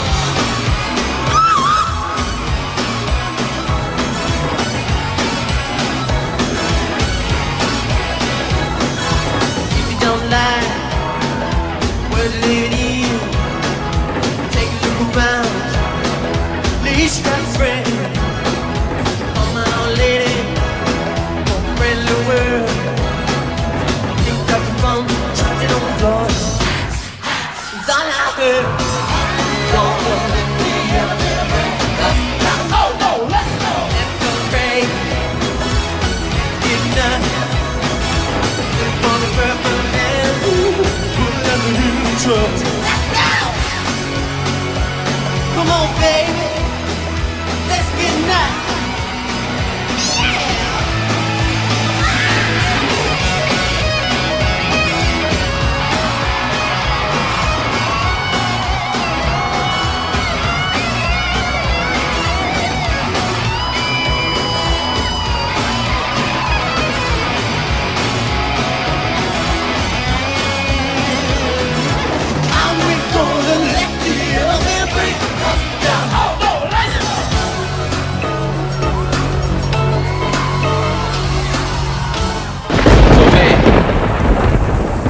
After Arsenio show that night, next day, everybody was talking about it all day at work, man. That's all we talked about. You know what I'm saying? Bro, did you see Arsenio last night? Oh man, Prince was blowing up the spot, man. Did you see that? Yeah, man. Man, everybody was talking about Arsenio's show, who he had on, and what suit he was wearing. Because his brother was always killing it. His suit game was off the chain, man. But he was just always geared up, man. And that's basically what we used to call it. Hey, he was geared up. You know, that's how I used to call it. You know, so what you had was a mega superstar black man dominating the media and driving the culture and style of the entire country with ripple effects going around the world. That's what this was doing, man. These brothers even had little kids in Japan. The music of that, they had little kids in Japan spinning on their heads, man. Little kids in Japan pop locking with the best stuff. I mean, killing it. You know what I'm saying? They picked it up from watching our people. They have global effects. Oh, how you feel, brother? Feeling good. You feel good? There's so much bone, brother. How you feel, man? I feel all right. I call your name. I don't want no people to know you're in here. How you feel, brother? Hey, yeah. Sure getting down. Look at him. Ha. We're gonna have a funky good time. We're gonna have a funky good time. We're gonna have a funky good time. We're gonna have a funky good time. Let's take 'em up, Fred. We gotta take you high. Yeah. Ow. All right. You wanna do it again? You wanna do it again, huh? Yeah, let's do one more time. We gotta take you high.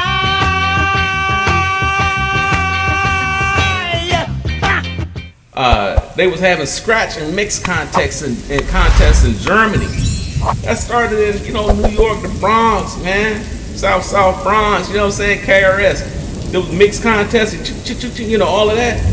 Now they up in Germany doing it, man, and they doing it on a level that our people never touched. They're using millions of dollars worth of equipment, 2, 3, 4 turntables simultaneously. You know, they took it to a whole nother level. Straight from Johannesburg, Ryan, the DJ. This is the Red Bull Freestyle World DJ Championship Finals live from Krakow, Poland. Whoop, whoop, whoop. Ryan, the DJ, you got 15 minutes, homie. Let's go in 3, 2, 1. Oh, snap, brother. You from Africa? Oh, man. Africa, my man.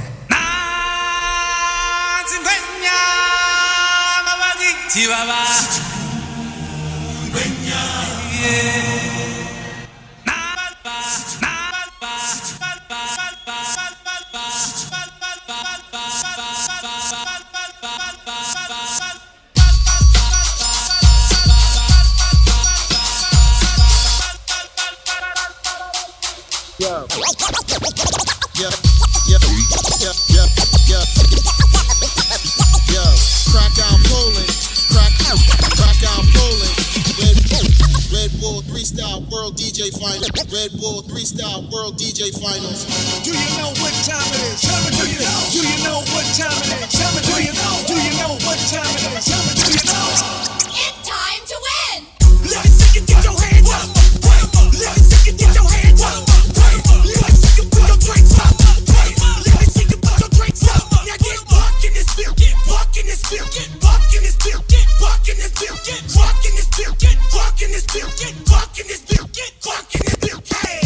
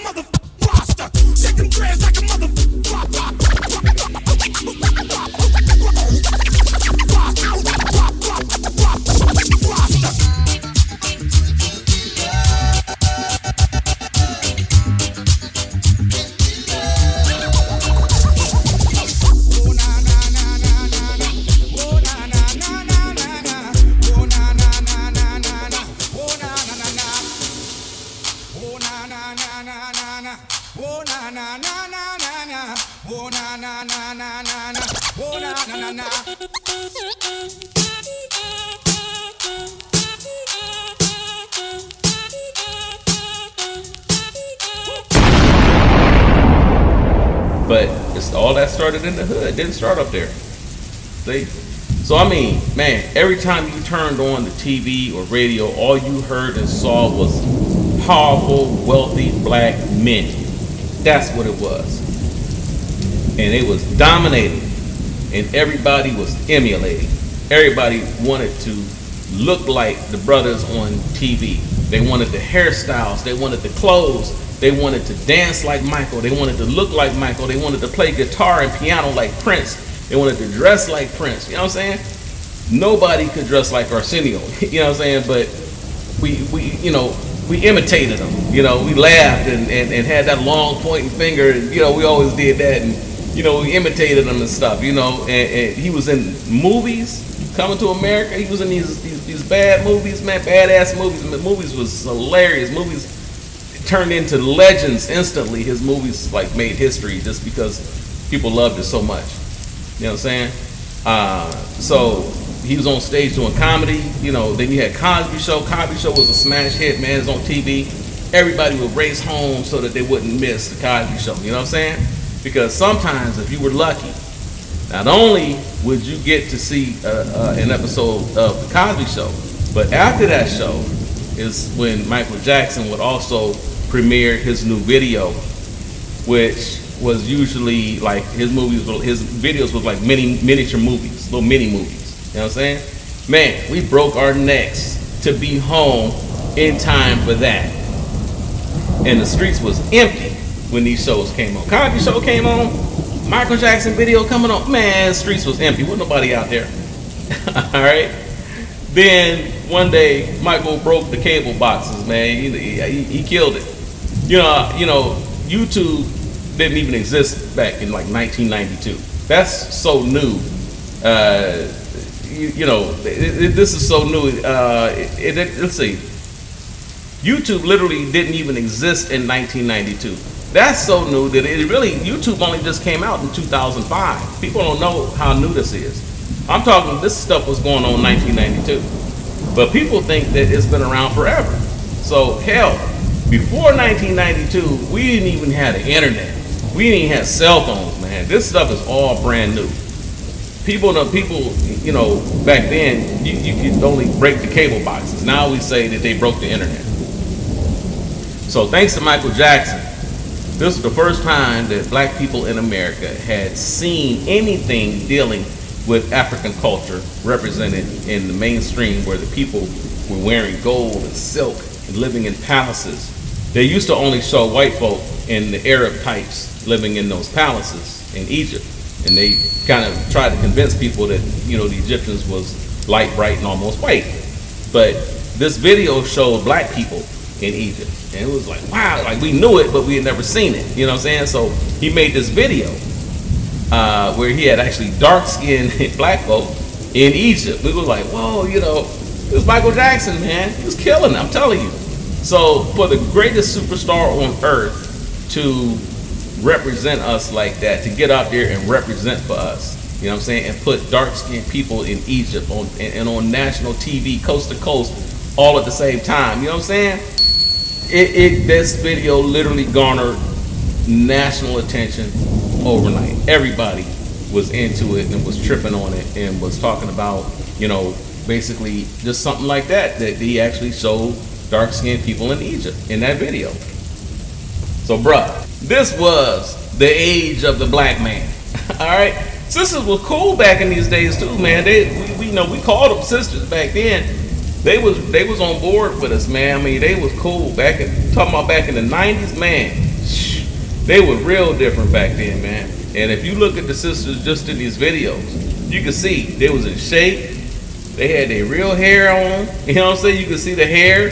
They used to actually roll their hair up at night and stuff, and they take it out in the morning, and they had all these curls that would come down. No tattoos. They wasn't doing all that stuff back then. All that came from the music, man, and the videos and the movies, and they was imitating what they see. They followed the programming. You see what I'm saying? But back then, you could actually talk to them, hang out with them. They was cool. You know what I'm saying? They would actually hang out with you and talk and laugh with you and all that. They didn't have all that attitude and that wild demonic energy that they give off today. They didn't have all of that, man. So even I was out there doing hookups and things back in the early 90s, man. You know what I'm saying? We was all out there. That's just what it was. It was that cool. So today I don't leave the house. You know what I'm saying? But back then, man, you could see on these videos, you could just see what they look. You see the options that we had. I'm telling you. So a lot of the sisters were close to what you see in these videos back then. A lot of them in the street was on that level. You know what I'm saying? It's like you could throw a rock and hit a dime. That's what it was. So this is what I mean in this era, in the 80s. Primarily, this is what you talking about here. It was in the 80s, some of it touching up into the 90s.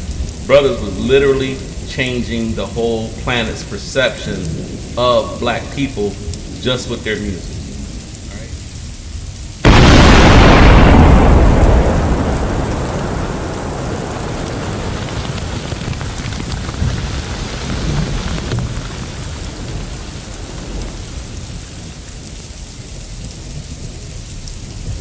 Hey, what's going on, brothers? I hope you have enjoyed this presentation. We're going to stop this right here and wrap up part 2. And I want to say thank you to all who have made it this far. But don't worry, part 3 is already finished and it will be posted in about a day or so. All right, so that's coming. All right, I know I didn't even want to stop this, man. I really didn't want to break it up. But personally, I actually love a long, informative documentary. If it's like 10 hours long or whatever, I just watch what I can like every 1 or 2 days and then just keep going back to it until it's finished. But it's just not a lot of people to get into it like that anymore these days, and most people would like look at that now and see a 7 or 8 long video and they won't even click on it. So I figured that 3 or 4 hours might not be quite as intimidating, you know what I'm saying? So many of our people, I don't know, man, it's just changed, man. A lot of us just don't have the mental faculties and the determination anymore to stay focused on anything that is of a serious nature like that. there's some, but it's not most. And so in order to get the most amount of people involved, you know, we got to kind of cater more to the masses as opposed to, you know, the few individuals that stand out and can sit there and watch, you know, a 6, 7, 8 hour video with hardly even getting up. You know, they go get food and come right back. It's just not a lot of people. We don't even have time like that anymore. So I figured breaking it up might be a little better for everybody involved. So, you know, I actually had a lady tell me, this one black female a while back, and this back when I was first getting started in this, and she actually said, you need to keep these videos down to about 5 to 10 minutes each, all right?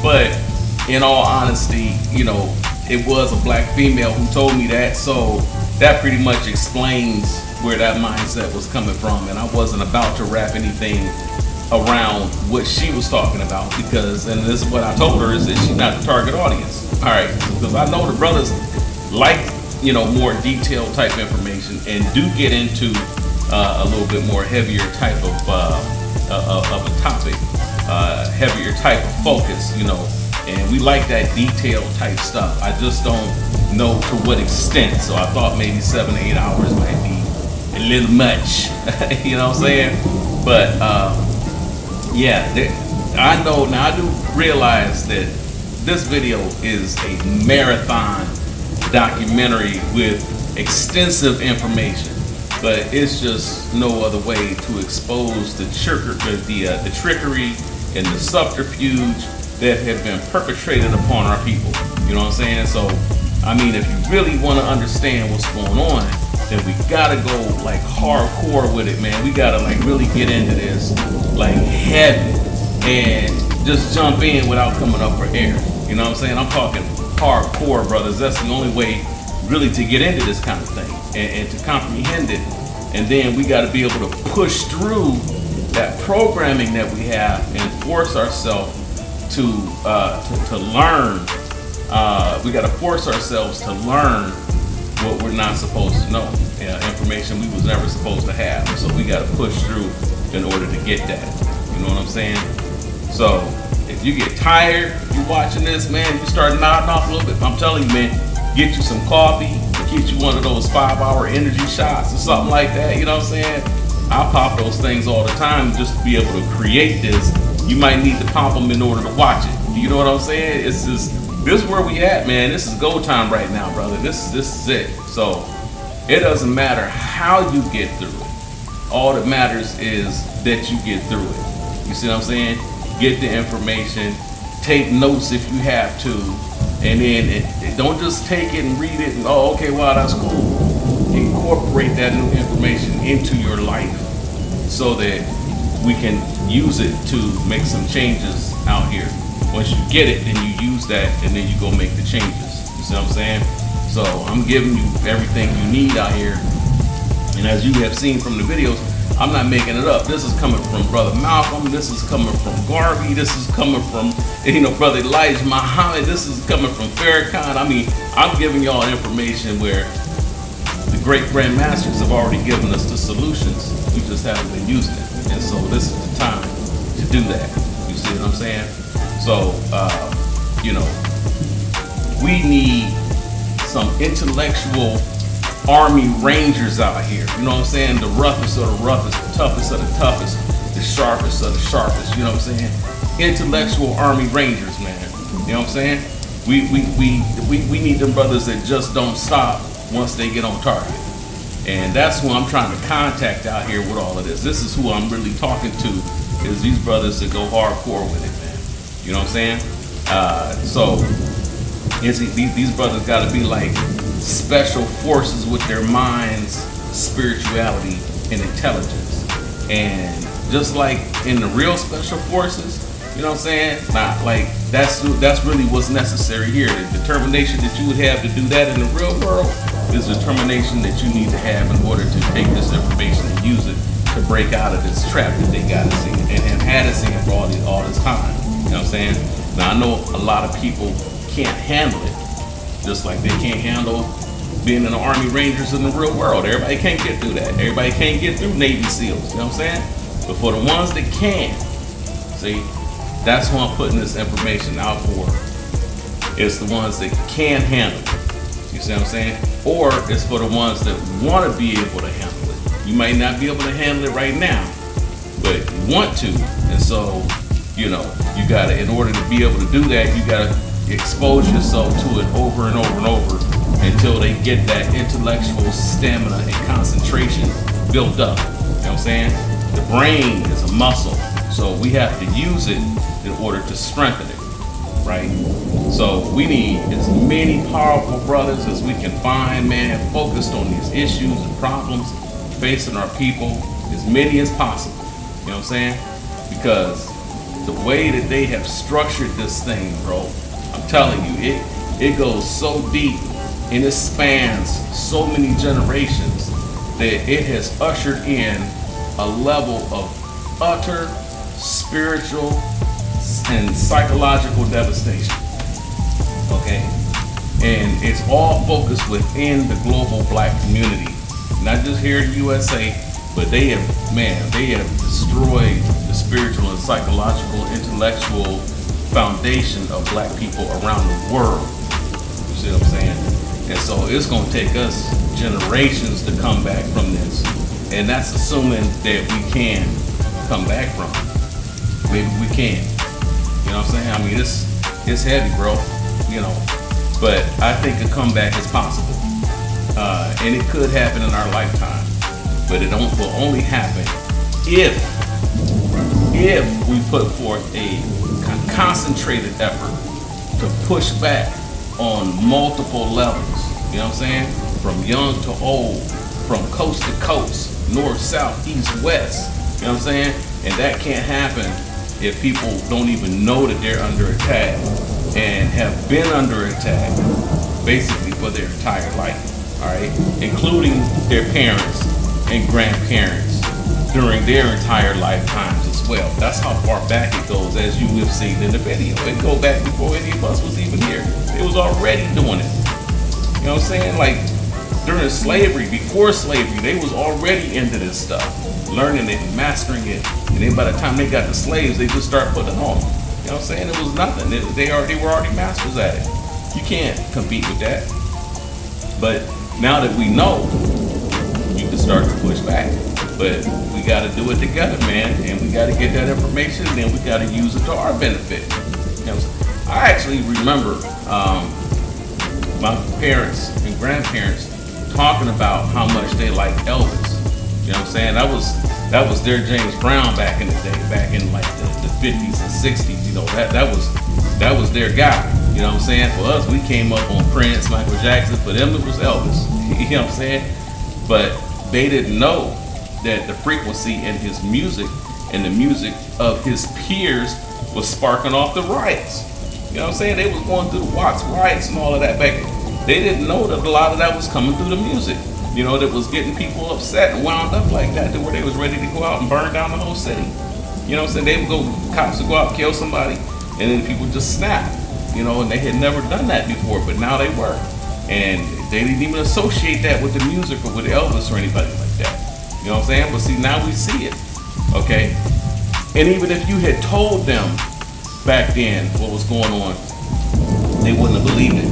You could have told them, you know, listen to music, you gotta turn off the music. They wouldn't have believed you. They'd have told you you was crazy and gone somewhere, and you know, they wouldn't have wanted to hear that.